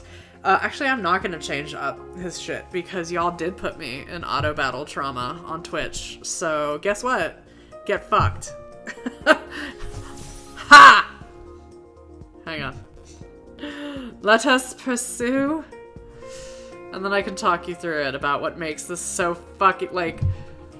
I think the game has done an excellent job of tying in the myths. Has done a really good job of tying in the myths with the battle companions. This one, to me, it feels like the battle companion is designed by Astra. Together. It is falling and it's apart. just real fucked. So, yes. Here it comes. Leave it to me. I can't battle away my sadness, but I will. Perfect. You won't escape. It's your Spend turn. to avoid the auto No battle. I need to problem. punch, dodge, punch, go. Don't worry. Now's our chance. I'm gonna do it again, and I will reset Well done. everything. It's over. So I actually recently got my beautiful Foreseer Keep your up tempo. to Eat this.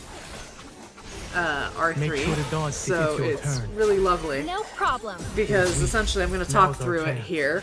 Don't let your guard down. I don't need a prophecy to protect. I know that one wasn't me. That was Keep your Twitch. That was distance, Twitch saying it. or else you'll And get I hurt. approved your message. Zayne, I have approved this Stay message. safe. Okay, I'm gonna turn down the game audio for just a moment. So the oh wait, darn it. Sorry, Frost. Hang on. I promised I would change the setting. Okay, haha. So in the gameplay of Foreseer, if you guys haven't seen the guide, everything revolves around that just charged move right there, Ward of Curses. Actually, and it's actually called Eternal Sin. So it's like, great, just cast Eternal fucking Sin all the time. And you have a secondary battle resource bar. It's Archfiend actually derives from this mechanic versus something like Caleb's, who also has battle resource management, but his is a full bar. There are 5 smaller bars that you can fill up, and those are your prayers. You must pray to Astra, and then you can release eternal sin. Isn't it great? And so all of the mechanics, yes, have you cast your sin with Zayne today. All of your mechanics revolve around basically filling up that bar as best you can. If you're R2 or above, you get a prayer every 6 seconds, so you actually don't have to worry about the generating of prayer through skills. If you are R2 or below, you have to use resonance skills or your actual active skill to do so. And then his support skill at R2 and above. So it does apply a shield, but at R2 and above, it also increases your damage. So really, Foreseer is actually a very solid AoE. It requires a lot of positioning if there are a lot of things on the field. But like, the AoE comes from around your enemy, except from an empowered support. In that case, it comes from around you. God, he does look like he has tearaway pants.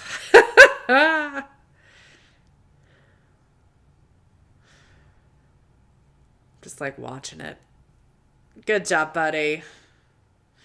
And like if you're ever having trouble with a senior hunt contest, an orbit, or something that requires you to have a hit point percentage at the end, as a gentle reminder, the wand supports it, but all of Zayne's companions include some form of HP recovery. So it's very helpful from that perspective. Okay. Yeah, now we're actually going to like build him appropriately with actual protocors and then do a real fight. No, I am pausing auto battle trauma for this moment for teaching's sake. Okay. So, as a reminder, Foreseer scales on defense and attack, but he scales 3 times higher than he does. Yes, but the pointy dress shoes. He scales 3 times higher on defense than he does attack. So this is one of the few companions. Shadow, I forget who we were chatting with. Was it Iris? About mixed protocors. In this case, if you have something that has defense and attack, it's okay. But we're gonna talk about. God, I don't even think I have really good protocors for him. But we're gonna talk about how we're gonna fix this bitch up. So I have everyone set up right now for God of Annihilation. I'm gonna reset this out. And this will show you kind of the difference of like Gal versus our good buddy here. I am going to steal, I think, from Sylus for the sake of this fight, just for speed. Sorry, everyone.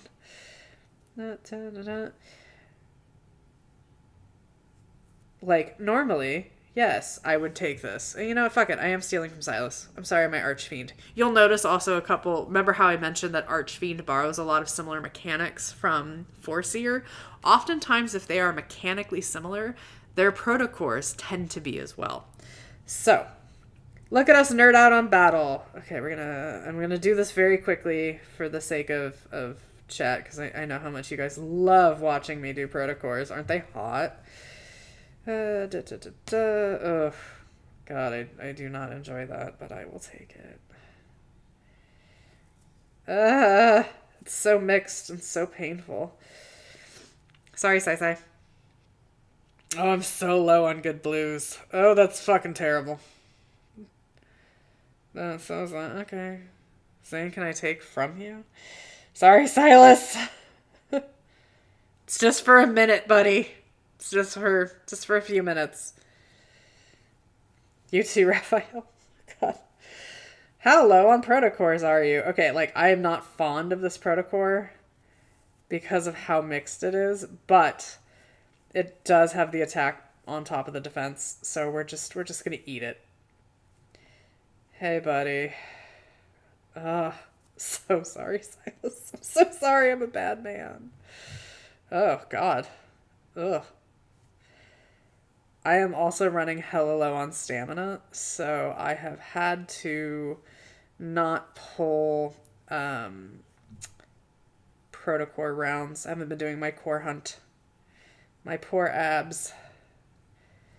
we're just gonna take these two because I don't want to have to remember how to put everything back on everyone. Okay, cool. All right. What are Zayne's primary, secondary, tertiary colors again? Frost has got it. Blue, red, pink. Class is in session. They still haven't dropped his birthday trailer. I'm very surprised by that. I'm gonna check in on YouTube. Any battle questions? Avenge video Discord. Yes, Astra could never, ever be the sixth ally. Don't worry. Maybe by the end of battle, we'll have a PV. All right. So, set a little better. Let's go cry, everybody. I still apparently don't meet the requirements. I don't give a fuck. And for funsies, I am going to turn the audio up. Because I'm probably not going to talk. All right. Let's fuck some shit up. I think R1 Foreseer is excellent. So here we go. You'll notice I already have 4 bars. And I'm just gonna start fucking people up.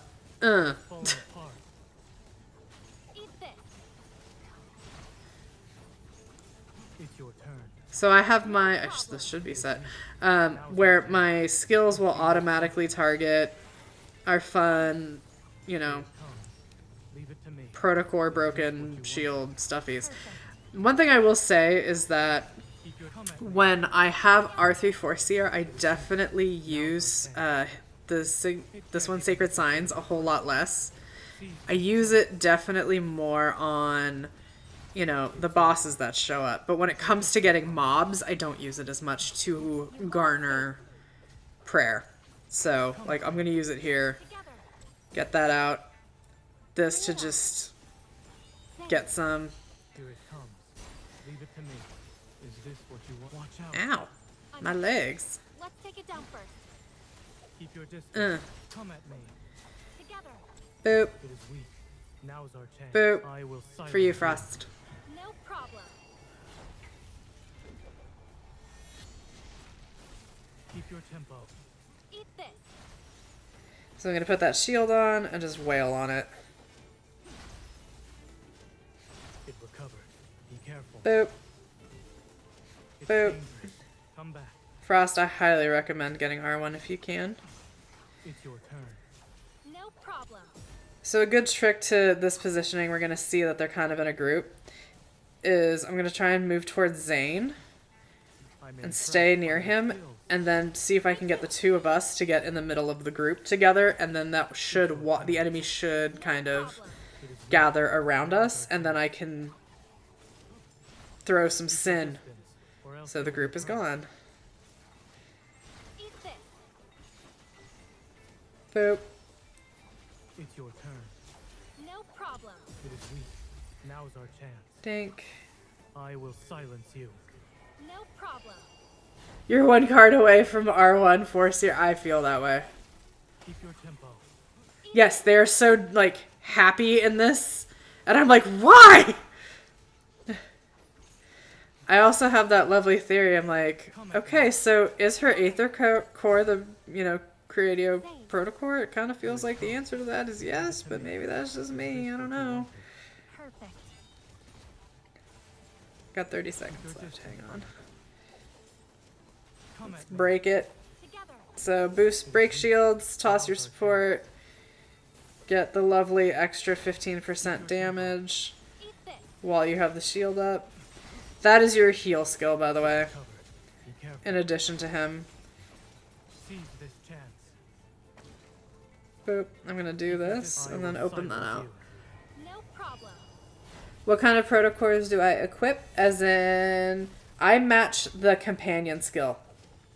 I don't care about talent, and I don't care about crit versus damage to weakened. I mean, I prefer damage to weakened, but yay! Oh god, I'm so close. Look at my record. I'm so close to getting that 40k or 400k. So what I like to do, Throwing an R3 Netherlord at everyone does make you feel powerful. Hey, buddy, you're a little late on your kitty emotional support. Thank you. We could use some purrs, though. You want to come over?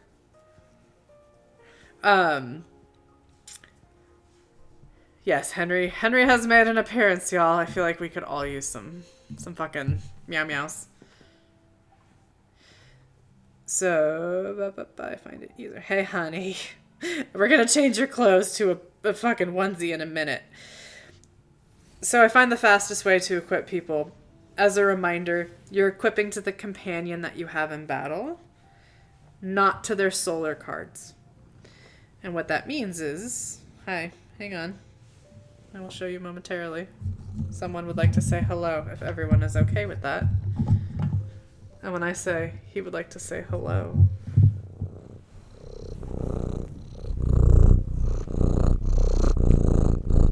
I love how he makes my little VTuber mouth move. Yeah? What are your thoughts on the Foreseer, Henry? Very tragic, yes. Fuck Astra. You agree? Yeah? Oh, yeah. Oh, that's a snuggle.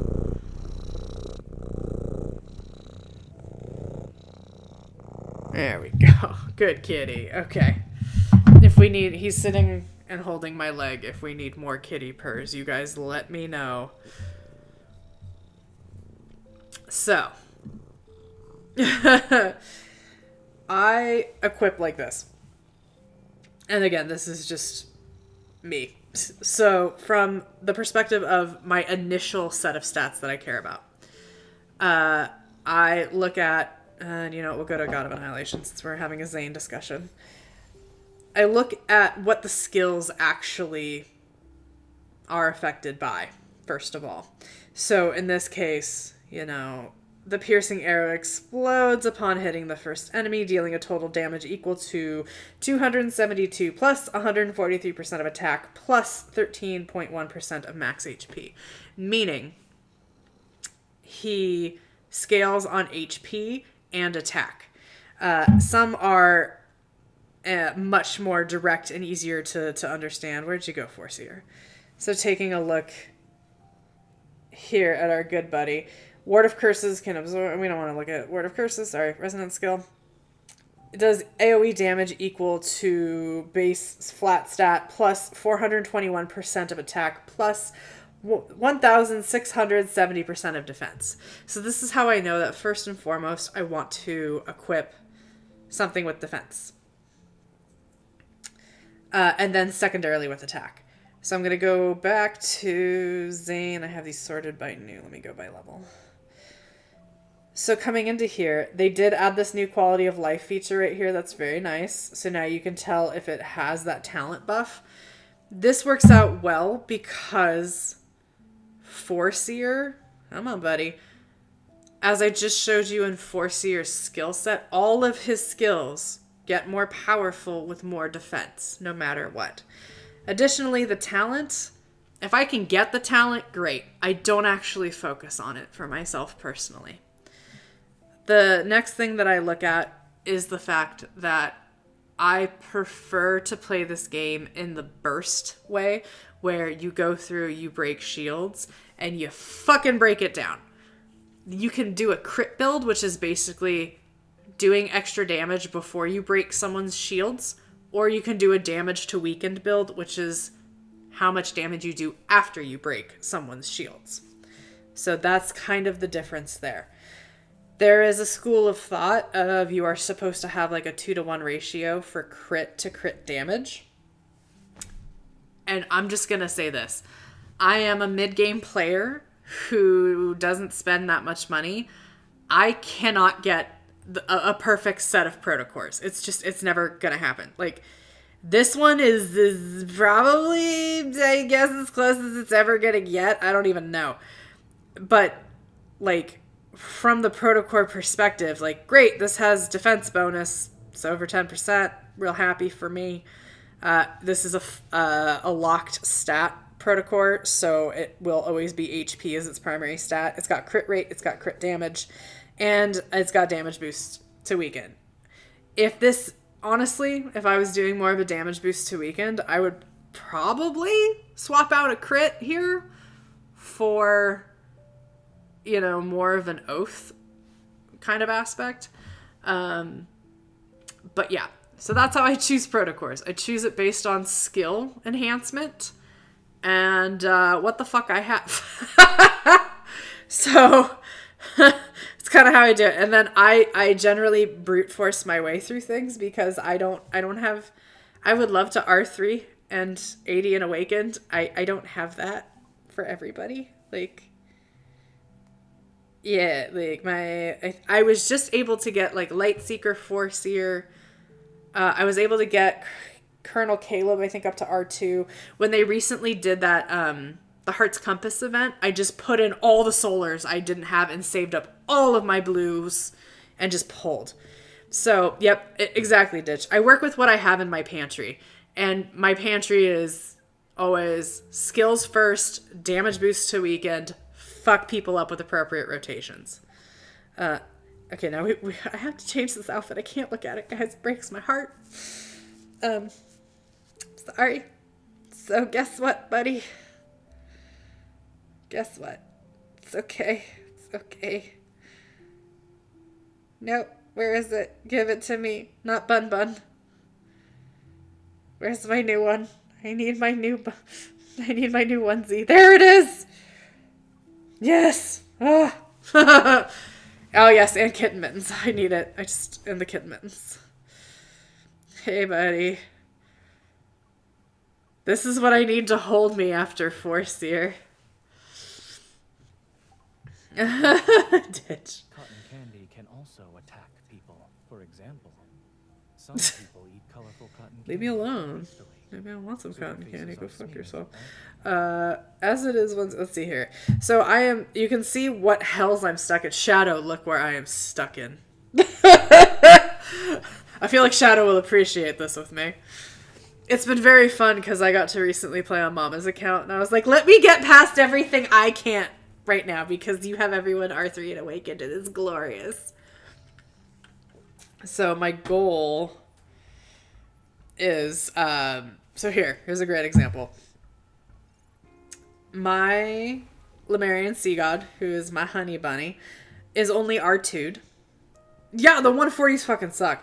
Is R2'd. Don't get me wrong, I love Abyss Walker, but I'm really good. A, I'm really good with Sea God, and B, he does so much fucking damage. Normally, he should be equipped for, as you can tell, kind of attack. But because, I need to adjust these. Boop. I'm going to come down here for secondary attribute. And Sea God is actually more on defense. So, that's a Caleb. So you'll notice that I'm using the solars for Abyss Walker. But don't look at the fact that my Whispers is level 30. I'm just doing it with a 30. Everything's fine. Murderfish and I are going to do this. But I have everything equipped to Sea God. So you do not have to match the solar card companion to the companion. I feel like I have to keep repeating this. So this is where, nope, you can wait, Blossoms. This is where my problem lies here. This fight is intended to use God of Tides, and I do not have God of Tides. I am missing the OG3. I don't have God of Tides, I don't have Master of Fate, and I do not have Lumiere. So, I have to do all of these with their 4-star solars, which makes me cry. And that's okay. We can have tears together. So, as you can probably guess, I have been super stuck on the second fight, because I've also got shitty protocors. So I'm going to see if I can adjust. I've also been trying really hard. Actually, no. I've been working on Sylus's as well lately. That one's not as terrible as I thought. And one of the challenges about not having the 5-star solars is that, you'll notice I very specifically stole this from Sylus because it has expedited energy boost. The 4-star solars do not have the additional, doesn't even matter the ranks, do not have some of the additional base boosts on energy recharge and Ardent Oath recharge that the 5 stars do. Yep. To quote Shadow here, I think a huge thing about Protocourse is figuring out how you like to play. Unless you're a whale and have every color card you might ever need, then damage boost to weakened all the way. Exactly. It depends on how you like to play. Dink. Dink. Oh, I hate that Protocore. But, again, this is what's in my pantry, to quote Ditch. It's gonna be a shirt. Oh no. It's probably why this was hard recently. I did not have an actual fucking... No, or did I just steal it from you? I think I probably just stole it from you. Equip it. Take it from him. I hate this Protocore. Ugh. So we're stealing. And as you can tell, I pass Protocores between my boys. I don't give a shit. No shame. Why did I do that? Because I was like, you're not terrible. I was having you as a placeholder. That's fine. Don't you love when you're like, why did I put this on you? Oh, because everything else is shit. That's why. Everything else is shit! Sure, this is why every time before you go into battle, y'all, check that you have Protocores on. I did an entire senior hunt contest, without Protocores. And I was like, fuck! Okay, let's see here. You're gonna watch me fail in this fight, everybody. I'm very sorry. I'm just telling you now how it's gonna go. Oh, I hate this one too. Are these any better? Nope. Nope. Nope. Maybe. No, I'd actually rather have that. Okay. The other thing to compensate for my 4 stars that I'm trying to work on is this. Give me my... Everything's insufficient. I am insufficient. I just read an entire Zayne myth. Don't tell me I'm insufficient.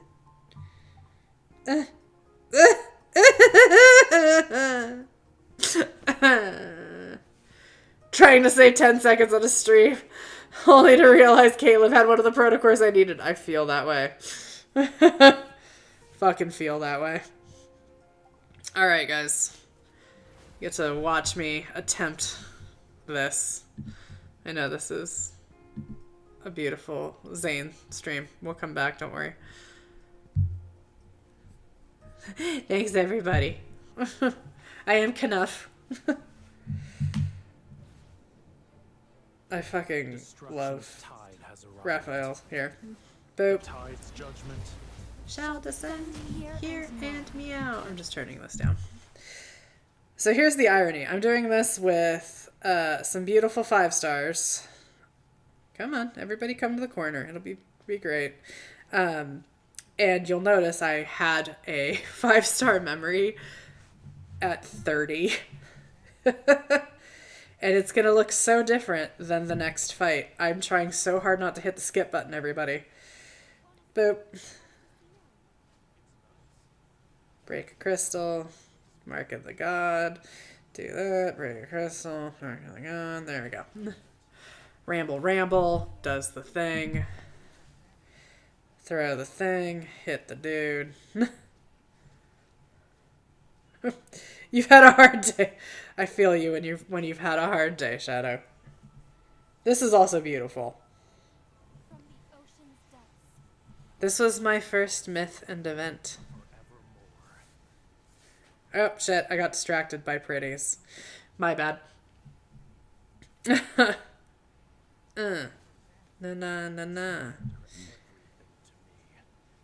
Boop.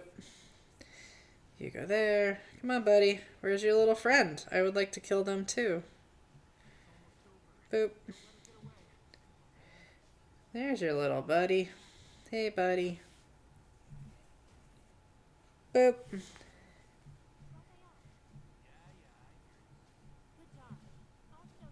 Just gonna whack you in the face. Okay.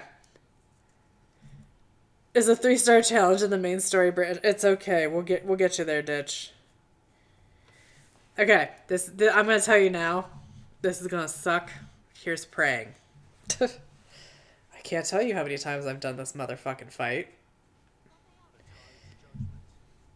Boop. Oh, I didn't catch him. Ah, fuck that.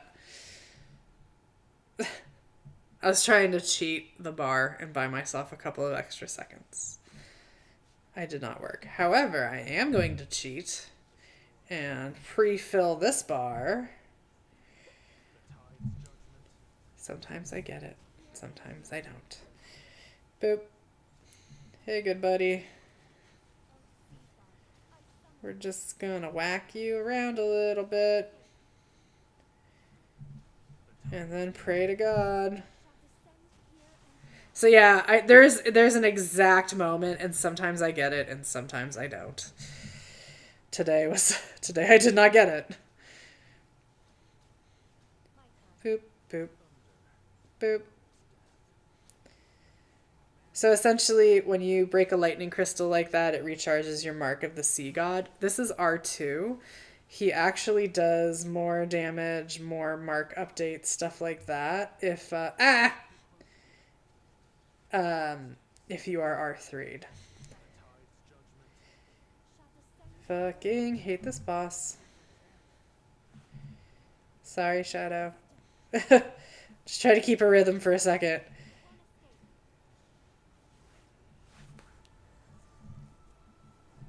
I was being cheeky and my cheekiness did not work.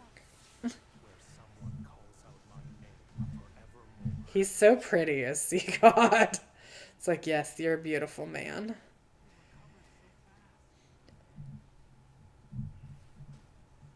Boop.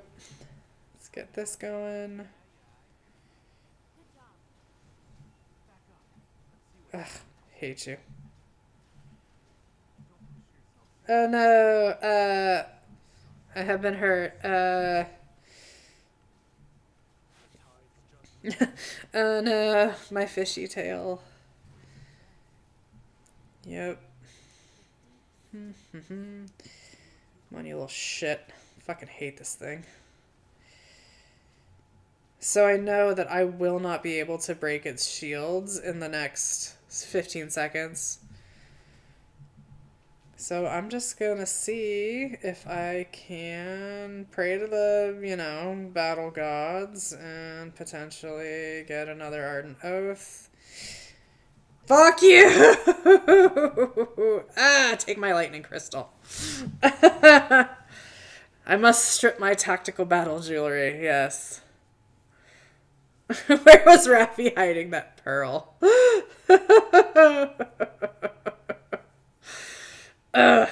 Fucker. Anyway, I hate that guy. It's okay. It's okay. Bastard. I know what I must do. I just don't have the resources to do it. Right at the moment. Oh, comfort me. Comfort me, my cute little buddy. Battle face. What did we think of Foreseer, y'all? Was it everything you wanted?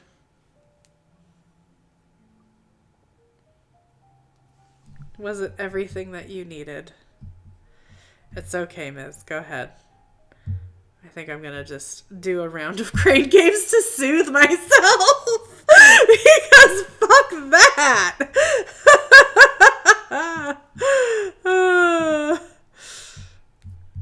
We're bringing back the cozy, is all I'm saying.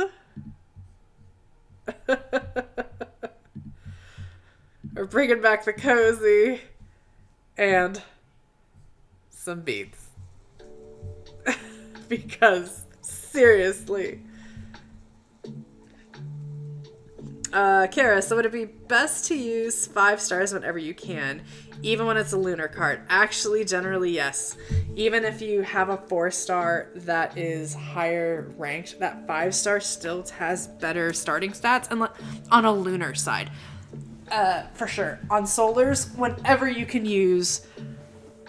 I find that whenever you can use the 5-star matching pair, that's when it comes down to a debate. If you have like 1 5-star and 1 4-star on the solar, but you have the 4-star solar pair, I actually recommend using the 4-star solar pair. But that's because of the pair bonus. Otherwise, yeah. Oh, babe. Oh, dude. Yeah. Foreseer myth just breaks hearts. So now we're gonna be like, hey, Zayne. Zayne, we're gonna play some crane games. I don't give a shit, buddy. You're gonna be super cute in your onesie. And anyone who, like, needs to chill out for the rest of the evening, I'm gonna do our general smooth beats. I'll probably stay on for, like, another 20 minutes. So y'all can, like, we can chat, we can kick it. You can lo-fi calm yourself into the grief space. And, talk battle, preview episodes, anything you would like. Oh, Dapper Cat. I want Dapper Cat. Okay, I think I have all of these, and that's okay. We can talk ramen. Davina, you want to talk ramen?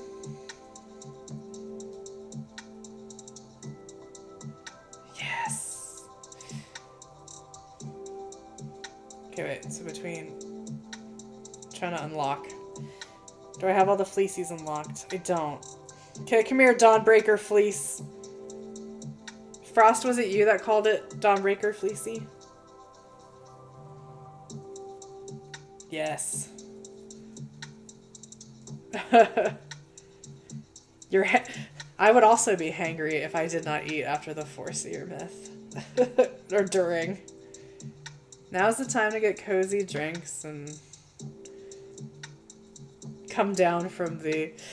Oh my god! Jasmines hold each other. Oh yeah, Zayne saying don't cry. I will be so angsty after this in just a moment. For all of you. And you're gonna be like, Nikki, we fucking hate you! We did lose Mama and King, and that's okay. It's fine, I didn't want you, little cream puff. I know, I'll get better with practice, honey. It's okay.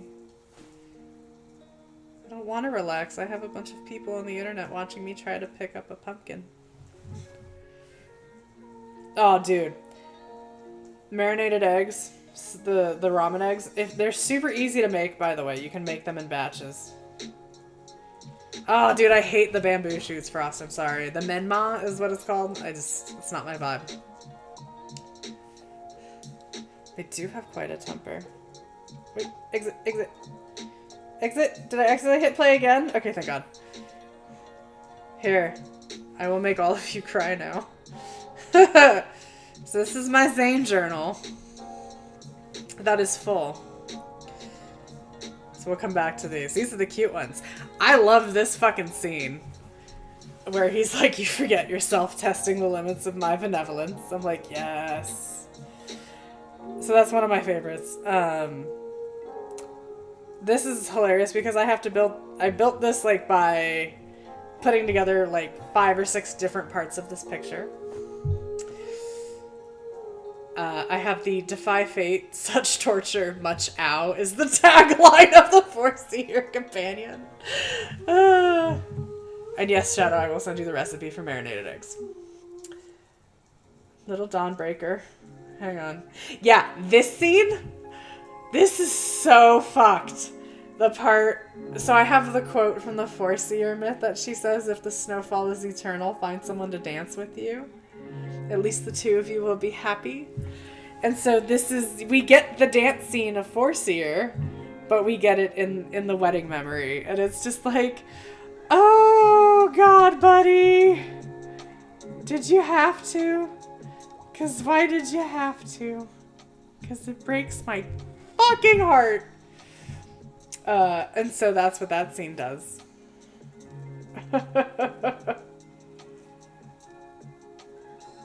I just like this picture. I'm trying to see if I have any other good. Oh yeah, I did take a picture of every time he makes this face. And then it is a Russian poet quote. She was exasperation. She was sweet torture. Calling it good enough. I'm a bullet journal kind of girl, and then I use my Zayne pages. I put this one together because I love this one. I wanted to try and do an entire series of the boys, and I'll show you in my other like big journal, with the Death Cab for Cutie lyrics, and it did not. I haven't like totally finished it yet. This one. I, of course, did this one, so that's how the world's final sunset looks. I'm like, oh, fuck me. Thanks, God of Annihilation. This one was just fun, so I did it. What are these? Oh, yeah, these are I need to fill shit in to get stuff. See? So that's my Zayne journal. But this is here's my favorite pages, but tragedy. If you want to see these. I swear to God, this journal doesn't have the house on fire for Caleb. So yeah, I put that one in. I made this one. This one was fun for Sylus. What else? I had a lot of fun of this one for Rafayel. Just piecing shit together. Put that one in. This one was really fun. So I rebuilt this one out, actually. Because the actual picture of him is just in the corner right there. And then I copied and pasted a bunch of shit. What else? I think I put this one in recently because it's one of my favorite lines from Lightseeker. The "you always lie." Like I said, Xavier's not my honey, but I love his fucking aesthetic. See? I have a lot of fun Xavier pages. Because this is also one of my favorite lines that he has as well. From the stars we rise to the stars we fall. He's just cute. Look at him. Yeah, this one. I saw this picture and I was like, oh God, I totally have to follow you into the dark. I love your goofy journal ditch. I make other boys goofier. This is like my favorite pages shit. What else? Yep. See? Caleb. And it does say dummy at the bottom. What else do I have in here? I'm like looking. Piece this one together took me for fucking ever. And I was like, oh look, annual summary pages. Please give me. Please. It took me so long to get to 100. But I have one for each of the boys. And, hang on. I think we have shown this one on chat before. Y'all know this one. These boys eat. And it's my food journal. It is actually... Oh, dude. I told you, Ditch. I'm trying to figure out a good one that I can use for Sylus. And I got to see Death Cab 2 years ago. And it was the anniversary of the Postal Service album. It was fucking baller. Anyway. Yeah, see? All food. All the time. And it's fucking great. And I love this one. Don't let it explode. What else? If you're a Battlestar Galactica fan, this one will make sense because the toaster says Astra, guys. Why does the toaster say Astra after we did all of this? All of this. It's so bad. Why is there a toaster? I don't know. It is MC's toaster because Caleb's at her pad. Man and his meatballs. He eats a lot of meatballs, just FYI. Finishing up on delicious, cute, tasty things. What's the 9th one here? Dude, I just want you to cook me some eggs. This is the one picture I took from the memory. Is the fucking egg. I'm sorry. I'm that guy. What else do I have? This is my, I think I'm like, yeah, my get shit done. I have junk journal. Anyway, if you ever want to see my journals, I'm happy to go through them. But, back to Claw Machine. So there will be a lad's unofficial cookbook if I have my say. Oh. Oh, yes, comfort me. Comfort me as the space cat. Alright. I'd like to reiterate how fucking weird and embarrassed I am to have read that entire myth. I'm very self-conscious now, but I'm like, I don't know what to say while I'm poking a narwhal. What do I do? Ah.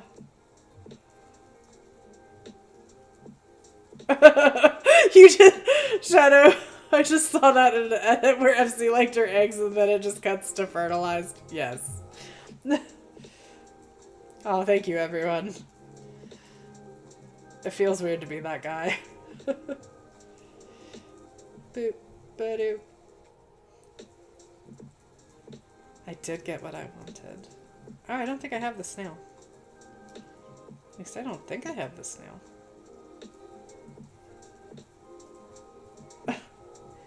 Yay! So I think on Sunday, for funsies at this time, I'm just gonna do a stream of reading Paradise Lost, of like as a just chatting stream. So if you would like to chill, relax, fall asleep, do whatever, I'm gonna do that, and then I'm gonna figure out a list of other books I'm allowed to read that are in creative license. So yeah, we're gonna try that this Sunday. As long as Kitten is okay, who is still out and about right now, so that's good. Book club it, yep. I'm gonna help Ms. with her homework, actually, and read some of her stuff in voice chat this coming week. So anyone who still has to do their taxes or you need help with your homework or anything, I'm happy to literally read your lectures if you need someone to do that so that you can fucking do what you need to do to pass school. We are a supportive community. Yeah. Yeah, fuck Astra. But why does Astra have to use Caleb to keep reminding him? I feel like that's pretty fucked. Being read to is an underrated love language. Ooh, wait. Oh, are these things I don't have? We're coming for your blueberry octopus. Fuck everyone else. I love making them wear the octopus on their heads, too.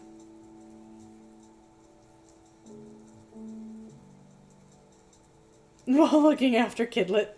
Yay. It's okay.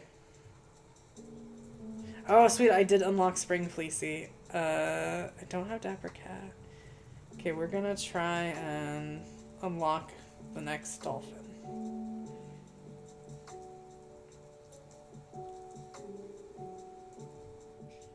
Hang on, dolphin. No!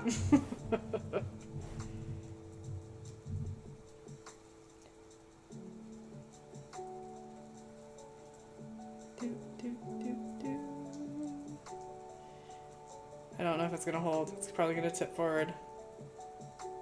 Yeah! By the way, this is the best one to use Caleb's cheat evol when doing crane games.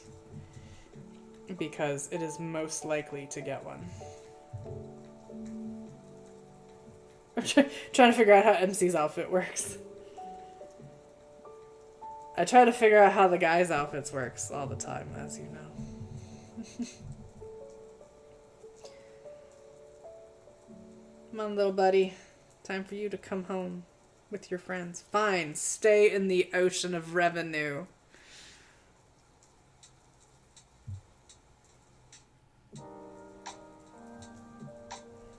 Yay.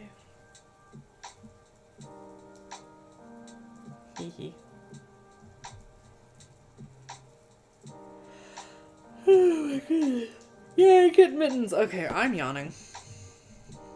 Yeah, I got a new plushie. So I think I am actually Don't worry. I'm gonna come back to you, chocolate. I think I am going to call it a night with Zany Boo. Alright. Thank you, everyone, for joining this beautiful Love and Griefspace session with Zayne's Foreseer myth and companion review. Mama was nice enough to drop in the battle guide that I did for Foreseer Companion, who is personally one of my favorites of all of the great fun stuff. Reminder, tomorrow morning, 9 a.m. Pacific time, 12 lunchtime Eastern is our next episode of Love and Chickspace will drop. If you are in our Discord server, I put in a bunch of bingo cards, so if you want to play bingo, I'm gonna just apologize now for how fucking unhinged I was in that. Nope. I'm so sorry. I'm so sorry. That's all I can say. So I apologize for tomorrow. That's it. And then Mama's gonna be doing more Slay the Princess on Thursday. Friday, I'm probably going to be reading in the Discord, so check that out. Saturday is more Resident Evil on Mama's channel. Sunday, I'll be doing some cozy reading of poetry and hanging out and just fucking kicking it to hopefully kick off your week well. And it's a gentle reminder, this is the last week of kitty cards of that special limited drop, and hopefully we're going to see a Sylus trailer soon. Oh, mother of God, I hope we see a Sylus trailer soon.